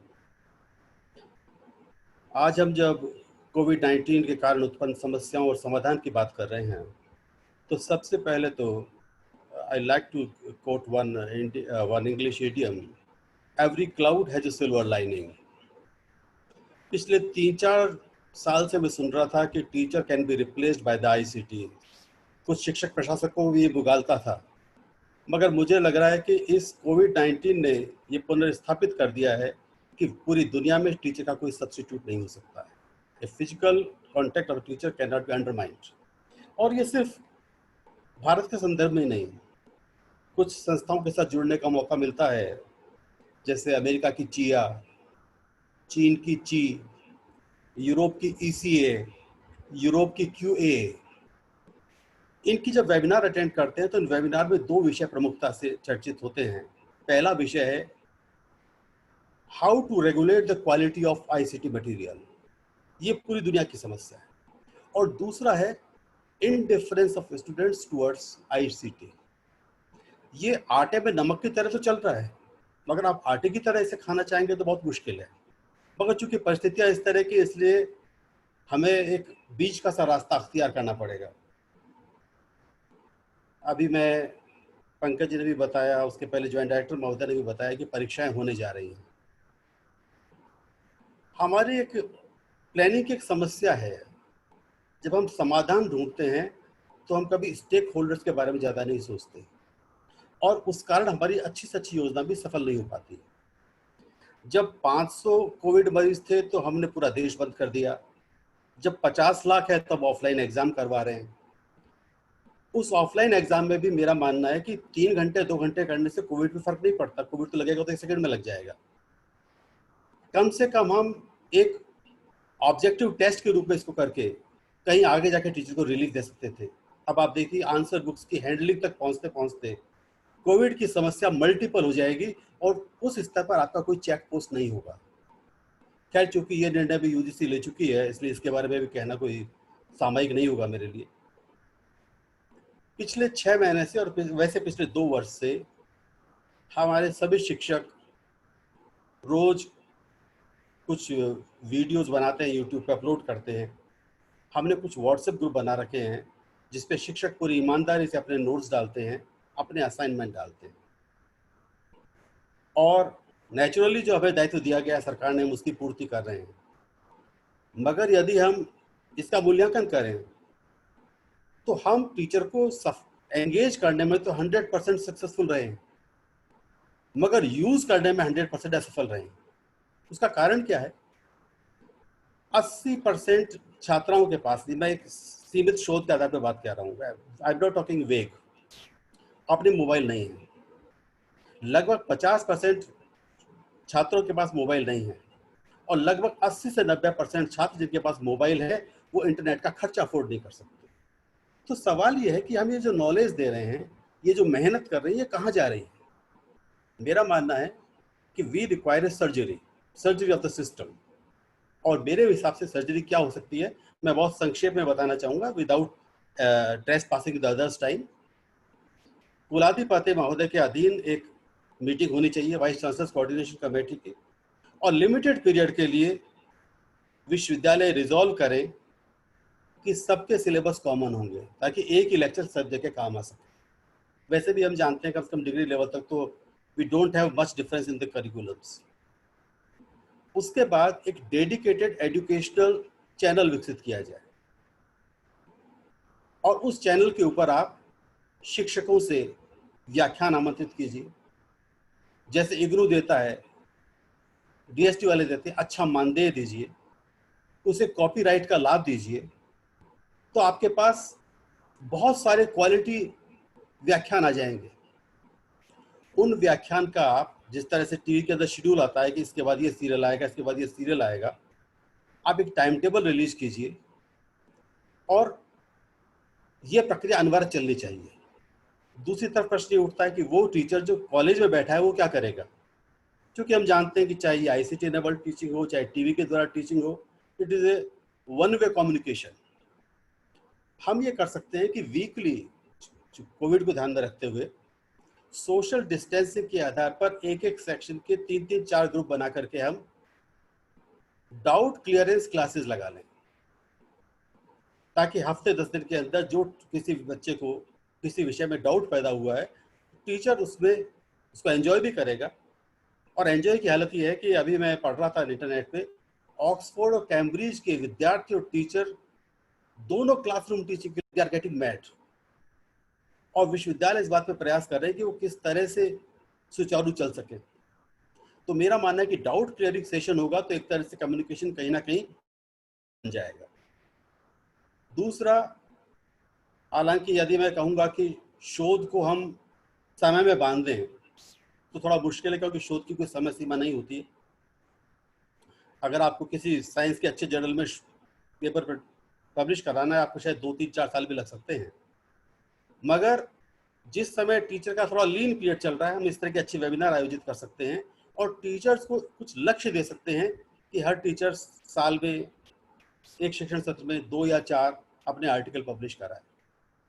उसका फायदा क्या होगा कि नेक में इसका बहुत बड़ा लाभ होगा। एक तो हमारे जिन टीचर्स के लेक्चर उस रेडियो चैनल पर आएंगे उनको कॉपीराइट का लाभ मिलेगा। आज की तारीख में हमारे विश्वविद्यालय और बड़े बड़े महाविद्यालयों में पेटेंट कॉपीराइट देखे नहीं मिलता है। आपके टीचर्स के पास कॉपीराइट होंगे, आपके पास एक एड ऑन लर्निंग का पैरेलल सिस्टम होगा, और ये समय जो है जिसका हम शोध में उपयोग करेंगे तो हमारा पर कैपिटल रिसर्च भी बढ़ जाएगा। तो मैं मानता हूं कि कोविड की समस्या का समाधान हम इस तरह से करेंगे तो it will be blessing in disguise. हम टू वे, और दूसरा जो टीवी चैनल हम विकसित करें वो सिर्फ कोविड के समय के लिए नहीं है, वो एक समकक्ष समानांतर व्यवस्था के रूप में लगातार चलता रहना चाहिए, जिसका हमारे विद्यार्थी भी एड ऑन के रूप में यूज कर लें, जो स्वयं पाठी छात्र हैं वो भी इसका इस्तेमाल कर लें। और मेरा मानना है कि यदि हम उस चैनल पर अच्छी विषय सामग्री डालते हैं तो कुछ समय बाद आपको इतने विज्ञापन दाता मिल जाएंगे कि वो आपका चैनल भी गवर्नमेंट फाइनेंस रखने की आवश्यकता नहीं है, it will become a self finance channel. So this is all about what I think of the COVID and its solution. Thank you very much. Thank you sir. Bhuvanesh ji unmute. Bhuvanesh ji unmute कर लीजिए। हाँ जी भुवनेश जी। बहुत बहुत धन्यवाद सर। अब मैं बिना समय गवाए हमारे next speaker doctor Sanjay Jain ji, जो associate professor government college Kishangarh से हैं, उनको बुलाता हूं। और सर से निवेदन है कि थोड़ा सा समय सीमा का ध्यान रखें। Doctor Sanjay Jain. Yes Sanjay ji please unmute कर लीजिए। Yes sir. Yes sir. Yes sir. सबसे पहले तो डॉक्टर जोशी सर, महाविद्यालय के प्राचार्य डॉक्टर जोशी सर। सर आपकी वॉइस बहुत धीरे आ रही है सर। हेलो, महाविद्यालय के प्राचार्य जोशी सर और मेरे फेलो पैनलिस्ट और भुवनेश जी और महाविद्यालय के सभी संकाय सदस्य, सबसे पहले मैं महाविद्यालय का धन्यवाद ज्ञापित करता हूं कि मुझे उन्होंने ये अवसर प्रदान किया और बहुत ही बर्निंग टॉपिक पे उन्होंने एक वेबिनार आयोजित किया। देखिए, बहुत सारे जो मेरे फेलो पैनलिस्ट हैं उन्होंने बहुत सारी बातें कह दी हैं, तो मैं रेपिटेशन नहीं करूंगा। दो चार पॉइंट्स जो मेरे मन में थे और उसके बाद में मैंने अपने जो लेक्चर सोचा था उसको मेरे को वापस रीस्ट्रक्चर करना पड़ा या रीथिंक करना पड़ा उसके बारे में। क्योंकि जो ये डिफरेंट टाइम है, मतलब, और हमने मानवता ने ऐसा बुरा समय शायद हम लोगों के जीवन में हम लोगों ने अभी उसको देखा नहीं है। तो एक जो बहुत अच्छे राइटर हैं इजराइल के, युवाल नोह हरारी, उनकी बात मैं करता हूं। तो उन्होंने कहा कि उनकी बहुत फेमस बुक है 21 लेसन्स फॉर 21 सेंचुरी। तो उन्होंने एक बात कही कि हमारे यहाँ जो एजुकेशनल इंस्टीट्यूशंस हैं वर्ल्ड ओवर, मतलब उन्होंने एक बात की कि वे ट्रेडिशनल स्किल्स पे फोकस करते हैं और एक रॉट लर्निंग जिसको बोलते हैं, मतलब वो क्रिटिकल थिंकिंग, जिसमें क्रिटिकल थिंकिंग और एडेप्टेबिलिटी है, उसका बहुत ज्यादा अभाव है। तो पेंडेमिक ने हमको ये एक अपॉर्चुनिटी शायद दी है। और इस पेंडेमिक के एक बात बहुत मैं शिद्दत से महसूस करता हूँ इस पेंडेमिक से क्या हुआ है। इस पेंडेमिक ने एक बात बहुत अच्छी की है कि इसने क्या हुआ कि सब जो इसको ग्रेट लेवलर भी कह सकता हूँ मैं, एक ग्रेट लेवलर इस सेंस में कि इसने क्या किया कि इसने सभी स्टेक होल्डर्स को across all the countries, whether developed countries और डेवलपिंग कंट्रीज, उनको क्या किया कि इन्होंने उसको एक ग्रेट लेवल एक लेवल पे लिया है जिसमें सभी स्टेक होल्डर्स, जिसमें मैं एजुकेटर्स की बात करता हूँ, लर्नर्स की बात करता हूँ, पॉलिसी मेकर्स की बात करता हूँ और society as a large, society as a whole की मैं बात कर रहा हूँ। अब आप देखेंगे कि क्या क्वेश्चन ये है कि ये जो ऑनलाइन की हम लोग बातें कर रहे हैं, बहुत सारी मैंने फेलो पैनलिस्ट को सुना और उसको हम अपॉर्चुनिटी तो माने, लेकिन क्या अभी आप देखेंगे कि पूरा वर्ल्ड का जो मार्केट है 2.2 ट्रिलियन डॉलर का एजुकेशन का मार्केट है, सिर्फ जिसमें से सिर्फ 2% जो है वो ऑनलाइन का मार्केट है। और अब ये हुआ कि इसको अपॉर्चुनिटी की तरह ऐसे देखें कि आपकी जो वर्ल्ड की यूनिवर्सिटीज हैं, टॉप यूनिवर्सिटीज, उन्होंने भी अपने ऑनलाइन कोर्सेज को स्ट्रक्चर करने का प्रयास किया है, ऑनलाइन जो कोर्सेज हैं उनको बनाने का वो लोग प्रयास कर रहे हैं। और दूसरी बात यह है कि एक नया एजुकेशनल सिनेरियो मुझे लगता है कि कहीं ना कहीं उभर के आने वाला है, लेकिन ये कहना बहुत जल्दी होगा कि ये क्या ऑनलाइन लर्निंग अपनी ट्रेडिशनल लर्निंग को रिप्लेस कर देगी? नहीं। क्योंकि जो जैसे योगेश जी ने बहुत अच्छी बात कही कि आपका जो क्लासरूम टीचिंग है उसका रिप्लेसमेंट आप ऑनलाइन, ठीक है, एक लेवल तक आप उसको मान सकते हैं, बट वो क्या पूरा, जब मैं टीचिंग जब मैं स्टूडेंट को पढ़ा रहा हूँ, मान लीजिए मैं कोल्ड वॉर पढ़ा रहा हूँ, पॉलिटिकल साइंस पढ़ा रहा हूँ, कोल्ड वॉर पढ़ा रहा हूँ, तो उसमें यूएसएसआर और यूएसए के बीच में अगर मान लो मेरे को कॉन्फ्लिक्ट को दिखाना है तो कई सारी चीजें उसमें स्टूडेंट का क्रॉस क्वेश्चन होगा। ऑनलाइन टीचिंग में वो क्रॉस क्वेश्चंस की लिमिटेशंस हैं। मान लीजिए स्टूडेंट ने कुछ नया पढ़ा, नई किताब में पढ़ा, तो वो मेरे को किताब दिखाएगा कि सर इसमें तो आप जो कह रहे हैं ये पॉइंट भी है, ये पॉइंट नहीं है, तो वो किताब दिखा के भी मुझे ये कह सकता है। लेकिन कुल मिला के जो बात है वो ये है कि आपका जो ऑनलाइन जो लर्निंग है उसने एक नई अपॉर्चुनिटी भी दी है। अपॉर्चुनिटी ऐसे दी है कि आपका आप देखेंगे कि बाईजूस जिसने 2011 में अपनी शुरुआत की थी, बाईजूस ने, आज वो सबसे वर्ल्ड की सबसे मोस्ट वैल्यूएबल मतलब एडटेक कंपनी, जिसको हम एजुकेशनल टेक्नोलॉजी कंपनी जिसको वो हम बोल सकते हैं। तो आने वाले समय में आप देखेंगे कि यूनिवर्सिटीज अपने ऑनलाइन कोर्सेज को बढ़ाएंगी, लेकिन इसमें आप देखेंगे कि ऑनलाइन कोर्स और या ऑनलाइन जो टीचिंग है वो आप देखेंगे ऑल ऑफ द सडन वो शुरू हुई with no training, insufficient bandwidth and little preparation. ये तीनों चीजें इसके अंदर आपको नजर आएंगी। और आने वाले समय में जब हम देखते हैं कि टीचर्स जो कि अगर मान लीजिए नए टीचर्स हैं तो शायद वो उनकी एडेप्टेबिलिटी आपकी टेक्नोलॉजी के प्रति होगी, लेकिन जो पुराने टीचर्स हैं जो बहुत लंबे समय से पढ़ा रहे हैं वो टेक्नोलॉजी को एडेप्ट नहीं कर पा रहे हैं। दूसरी एक इंपॉर्टेंट पॉइंट है कि आप अगर मान लीजिए कि किसी को दे भी रहे हैं ऑनलाइन क्लास पढ़ा रहे हैं या ऑनलाइन आपने यूट्यूब पर लेक्चर डाल दिया है या नोट शेयर कर रहे हैं, तो वो बच्चा उसके पास, चूंकि डिजिटल डिवाइड की बात जो हमने की, डिजिटल डिवाइड के साथ में ये डिजिटल डिवाइड हम ये नहीं माने कि सिर्फ ये हमारी कंट्री में भी है, वो यूएस जैसी डेवलप्ड कंट्रीज के अंदर भी बहुत ही ज्यादा वो डिजिटल डिवाइड आपको दिखाई देगा। तो ये डिजिटल डिवाइड को जब तक हम दूर नहीं करते हैं, और मैं मानता हूं कि आपको अभी जो पिछले 2000 साल का 3000 साल का जब हमने सभ्यता जब हमारी शुरू हुई है और गुरु के पास बैठ के ज्ञान लेने का जो कॉन्सेप्ट है, आप उसको 1 साल में, 6 महीने में, 2 साल में उसको आप इमीडिएट इफेक्ट से उसको चेंज नहीं कर सकते। और दूसरी, शायद हम लोगों के घर में सभी के यहाँ बच्चे हैं और आप देखेंगे कि बच्चों का जो स्ट्रेस का लेवल है ऑनलाइन टीचिंग के बाद में, वो स्ट्रेस का लेवल बहुत ही ज्यादा बढ़ गया है। और एक और बात कि जो एजुकेशनल इंस्टीट्यूशंस हैं वो आपके सोशलाइजेशन के और बच्चों की जो एनर्जी है उसको चैनलाइज करने के बहुत अच्छे माध्यम हैं। ऑनलाइन एजुकेशन में वो चीजें पॉसिबल नहीं है, आपका है आगे किसी भी सूरत में, मतलब वो चीज पॉसिबल नहीं है। तो आपका है सर आगे। और लास्ट बट नॉट लीस्ट मैं ये कहता हूं कि हो सकता है कि इसके अंदर कई सारी कमियां ऑनलाइन टीचिंग में हो सकती हैं, लेकिन राइट नाउ जो न्यू नॉर्मल है, जो कपिल शर्मा जी ने बात की कि ये जो न्यू नॉर्मल है उसमें आपका जो लर्निंग है अभी का जो लर्निंग है वो शायद ऑनलाइन ही पॉसिबल हो पाएगा। लेकिन मैं शायद, मुझे आप लोग इस बात की अनुमति देंगे कि मैं अपना एक पॉइंट जो है मेरे मन में कि चाहे ऑनलाइन एजुकेशन को आप कितना भी अच्छा बना लें, वो ट्रेडिशनल टीचिंग का स्थान किसी भी सूरत में लेने की स्थिति में फिलहाल तो नहीं है।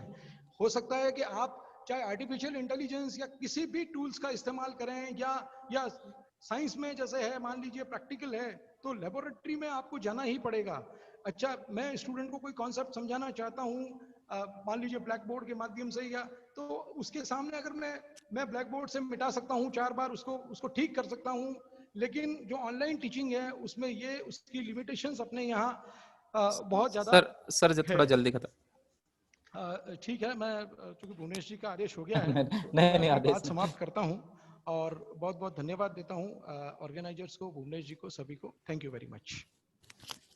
बहुत बहुत धन्यवाद सर। अब मैं हमारे next speaker doctor Devi Prasad जी वर्मा जी को बुलाता हूं कि वो समय सीमा के अंतर्गत अपना व्याख्यान प्रस्तुत करें।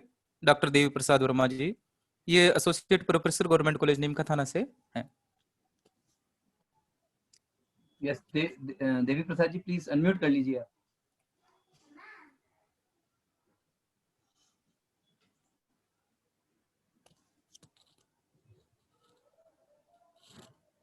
देवी प्रसाद जी प्लीज आप अनम्यूट का बटन दबा दीजिए वहां से, आपके वहां से।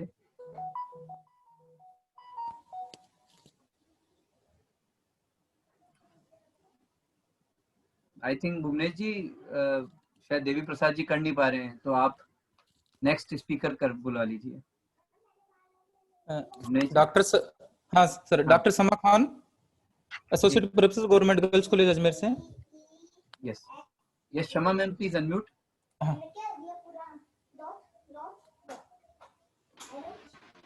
Yes Shama ma'am, yes.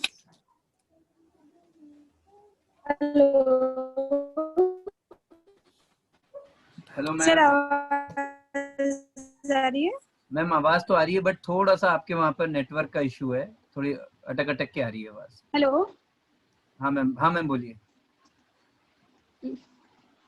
Okay, अब आ रहा है सर? हाँ अब आ रहा है मैम। सबको थैंक यू कहना चाहूंगी, प्राचार्य जी, आर.के. शर्मा जी, दाइमा जी, संगीता जी,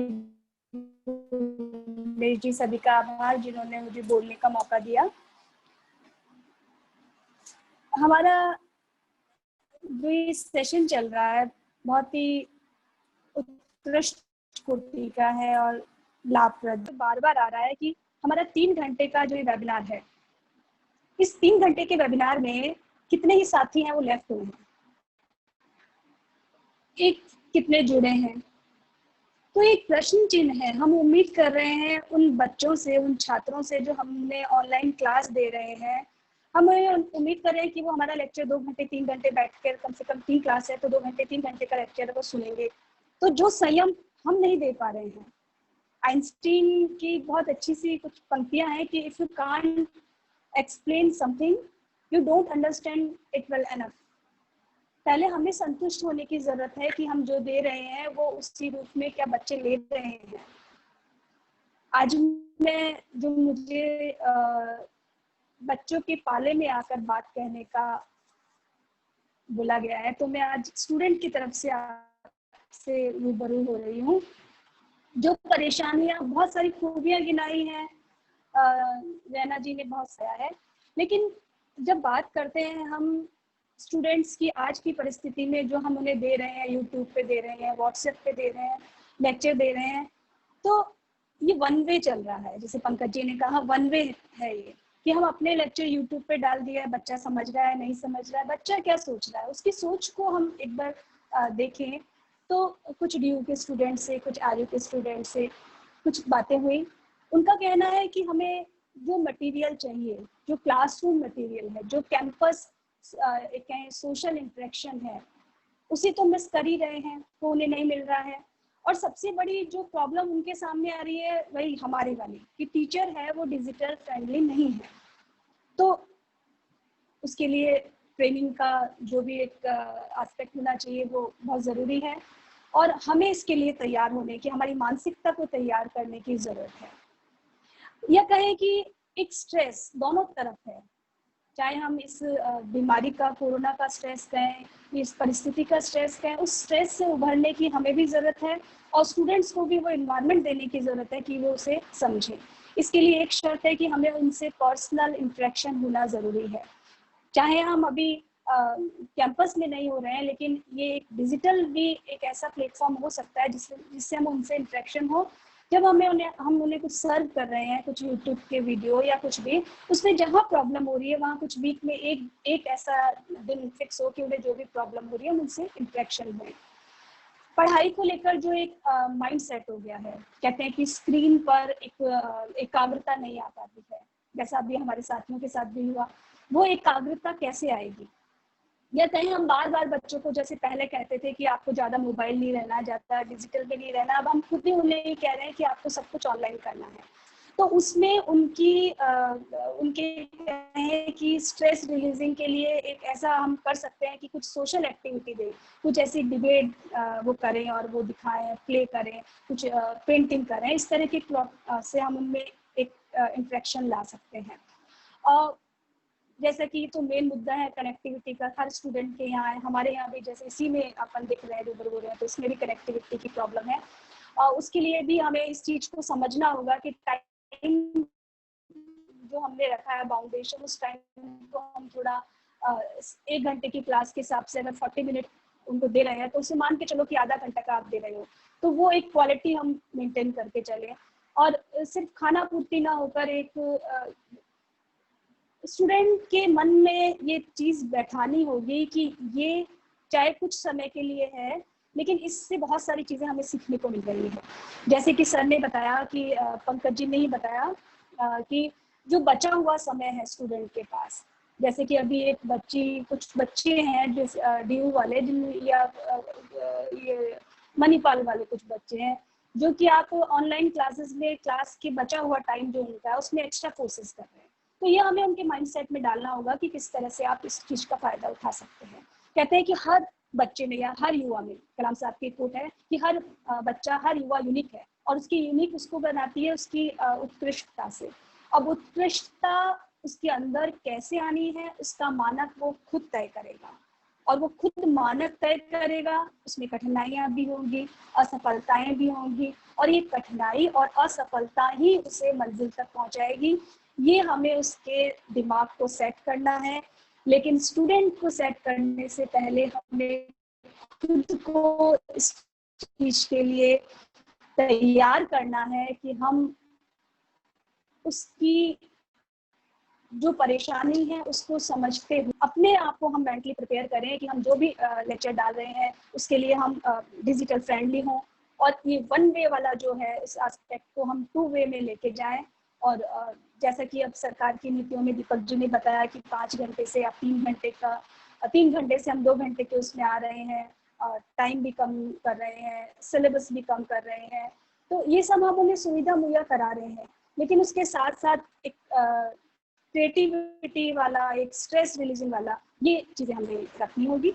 आप सबका बहुत बहुत शुक्रिया कि आपने बोलने का मौका दिया। Thank you ma'am. Yes Bhuvnesh ji, please unmute कर लीजिए। हेलो, बहुत शुक्रिया मैम। अब मैं डॉक्टर देवी प्रसाद वर्मा जी से करता हूँ। सर अनम्यूट कर लीजिए। Doctor Devi Prasad Verma ji. Devi Prasad ji please unmute करिए।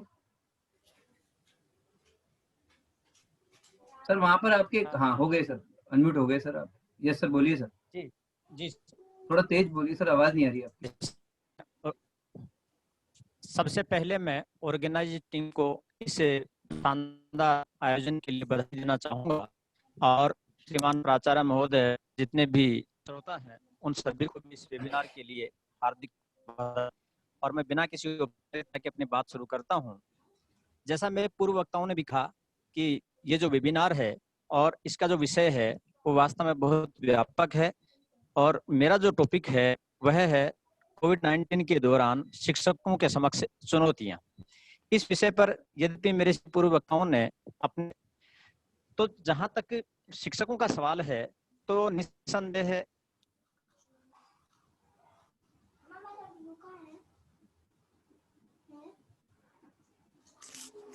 सर आई थिंक देवी प्रसाद जी का नेटवर्क कनेक्शन हट गया है sir.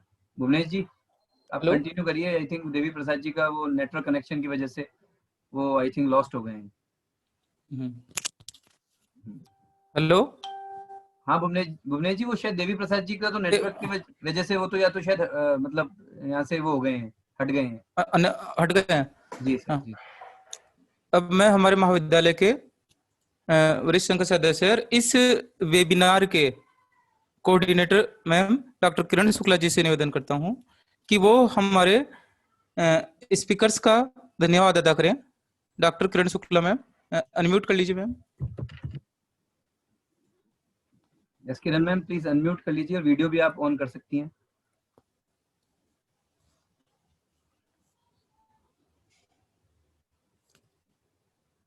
Kiran ma'am please unmute yourself, unmute कर लीजिए।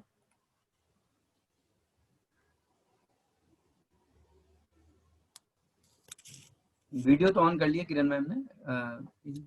मैम प्लीज अनम्यूट कर लीजिए माइक को नीचे। हाँ जी।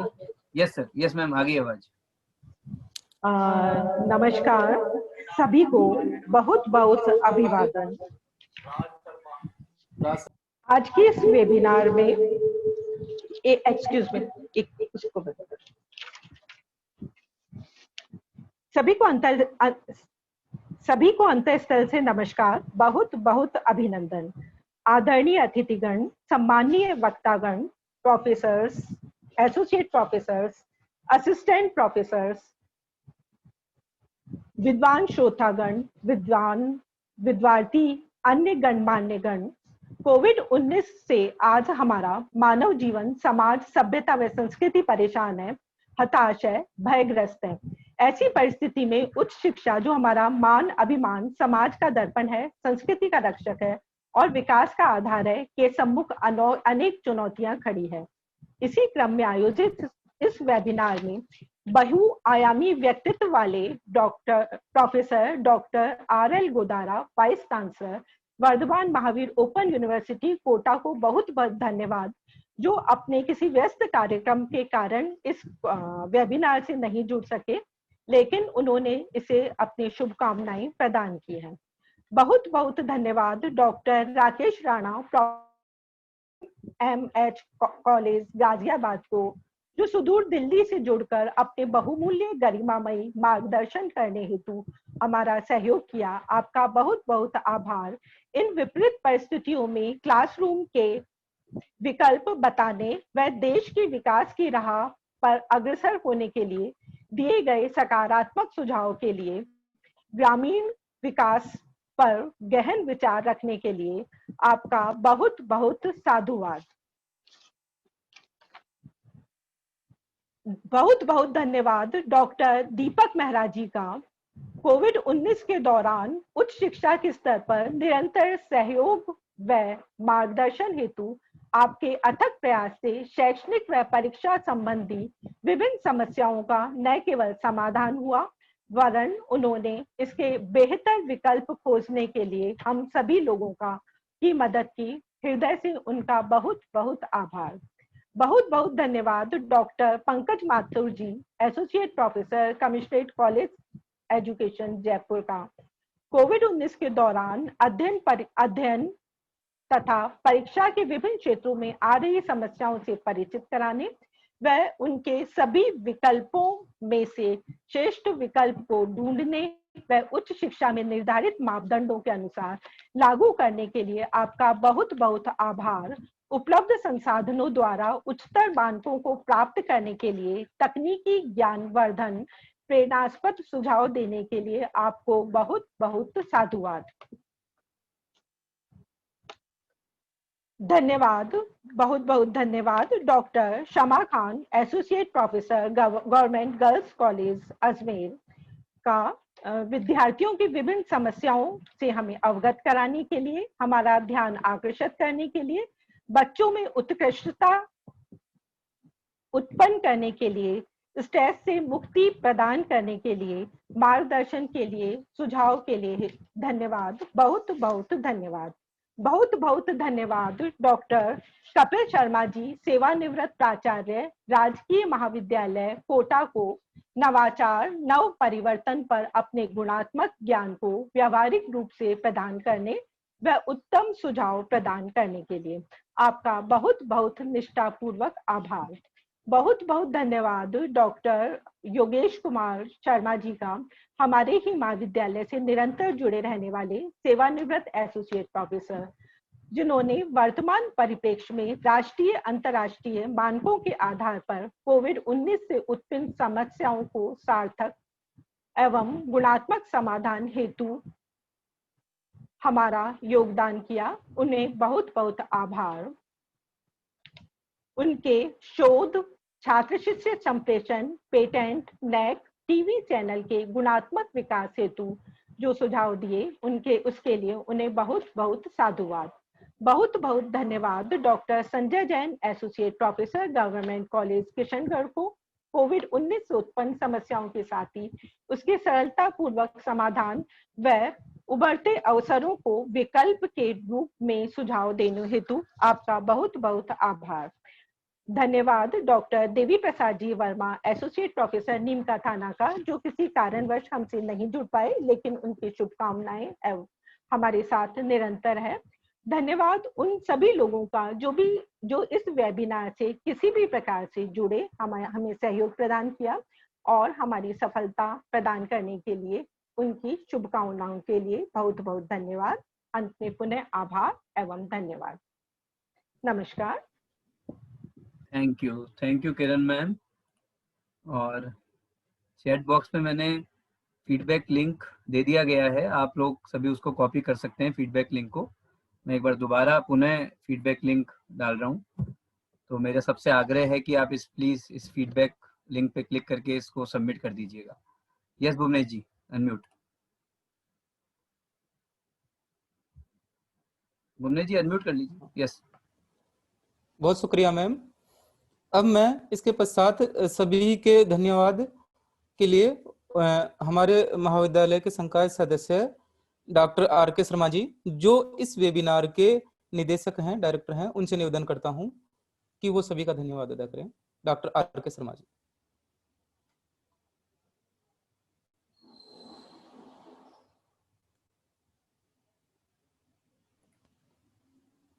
Yes, are K Sharma ji please unmute कर लीजिए।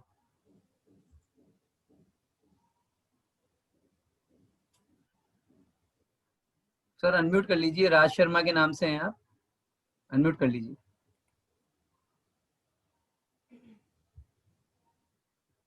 भुवनेश जी वो आई थिंक कर नहीं पा रहे हैं।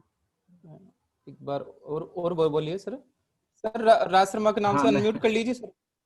हाँ बिल्कुल, मैंने बहुत बार उनको कमांड दे दिया। वो या तो आप एक बार फोन पे बात कर लीजिए, या फिर आप या संगीता मैम कर दीजिए।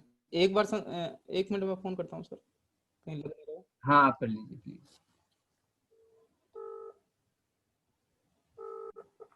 सर स्पीकर खुला हुआ नहीं है मेरा, ऑन करवाओ। स्पीकर खुला हुआ नहीं है? मैं नहीं, उनको बोलिए कि वो वहां से ऑन करेंगे। रवि जी को बोलता हूँ। हेलो रवि जी, उनको अनम्यूट कर दो, अनम्यूट करो, वो करे इसमें। सर मैं तो कर रहा हूँ, मैं तो कर दिया मैंने, तो उनको वहां से उनको क्लिक करना पड़ेगा ना। शर्मा जी सर क्लिक कीजिए, अनम्यूट कीजिए। उनको अपने माइक पे जाके क्लिक करो सर। अरे माइक पे जाके कर रहा हूँ भाई। हेलो हेलो, आवाज नहीं आ रही है सर। हेलो हेलो आवाज नहीं आ रही है। हेलो सर, वो अनम्यूट नहीं कर पा रहे हैं sir, are K Sharma ji. Hello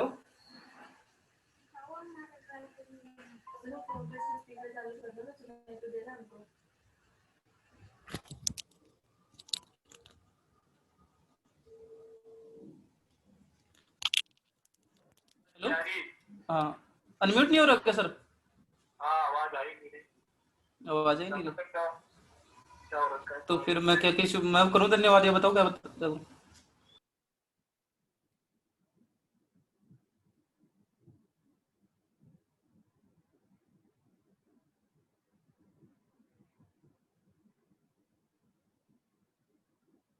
yes Bhuvnesh जी, पर अनम्यूट कर लीजिए, आप अनम्यूट कर लीजिए। हाँ भुवनेश जी। हाँ सर, मैं बात करूं भुवनेश जी हाँ एक बार? हाँ सर, मैं सर से बात कीजिए। हाँ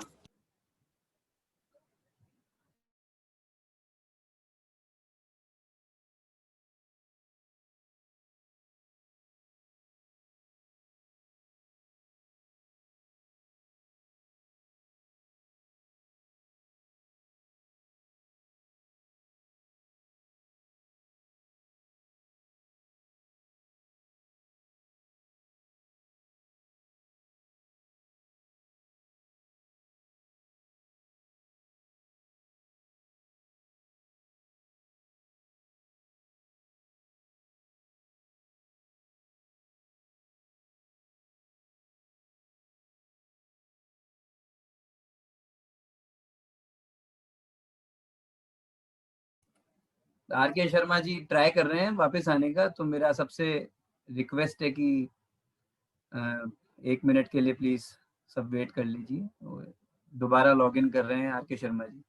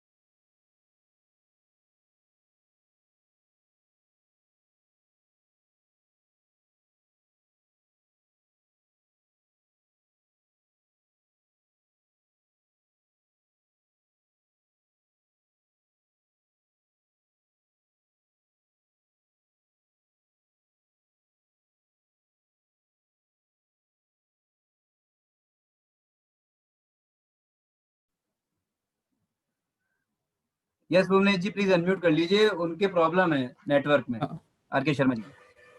सभी से निवेदन है, आर.के. शर्मा जी के नेटवर्क प्रॉब्लम होने से वो हमसे जुड़ नहीं पा रहे हैं। मैं मेरी ओर से मेरे महाविद्यालय परिवार, जितने भी हमारे गेस्ट एंड स्पीकर थे और हमारी तकनीकी टीम को और जितने भी जुड़े उन सबको जिन्होंने इस वेबिनार को कराने में प्रत्यक्ष और अप्रत्यक्ष रूप से सहयोग दिया, मैं उनका बहुत बहुत शुक्रिया अदा करता हूं। उनको बहुत बहुत साधुवाद। और इसी के साथ ये वेबिनार समाप्त होता है। सभी का बहुत बहुत धन्यवाद, बहुत बहुत शुक्रिया। Thank you sir, thank you. सभी को सूचित किया जाता है कि लिंक को जन्मदिन बहुत बहुत मुबारक हो वंस अगेन। बहुत बहुत शुक्रिया sir. Thank you sir, thank you. और वेबिनार का जो लिंक है, फीडबैक लिंक, वो मैंने चैट बॉक्स में डाल दिया है भुवनेश जी। बहुत बहुत धन्यवाद sir. Thank you sir, thank you.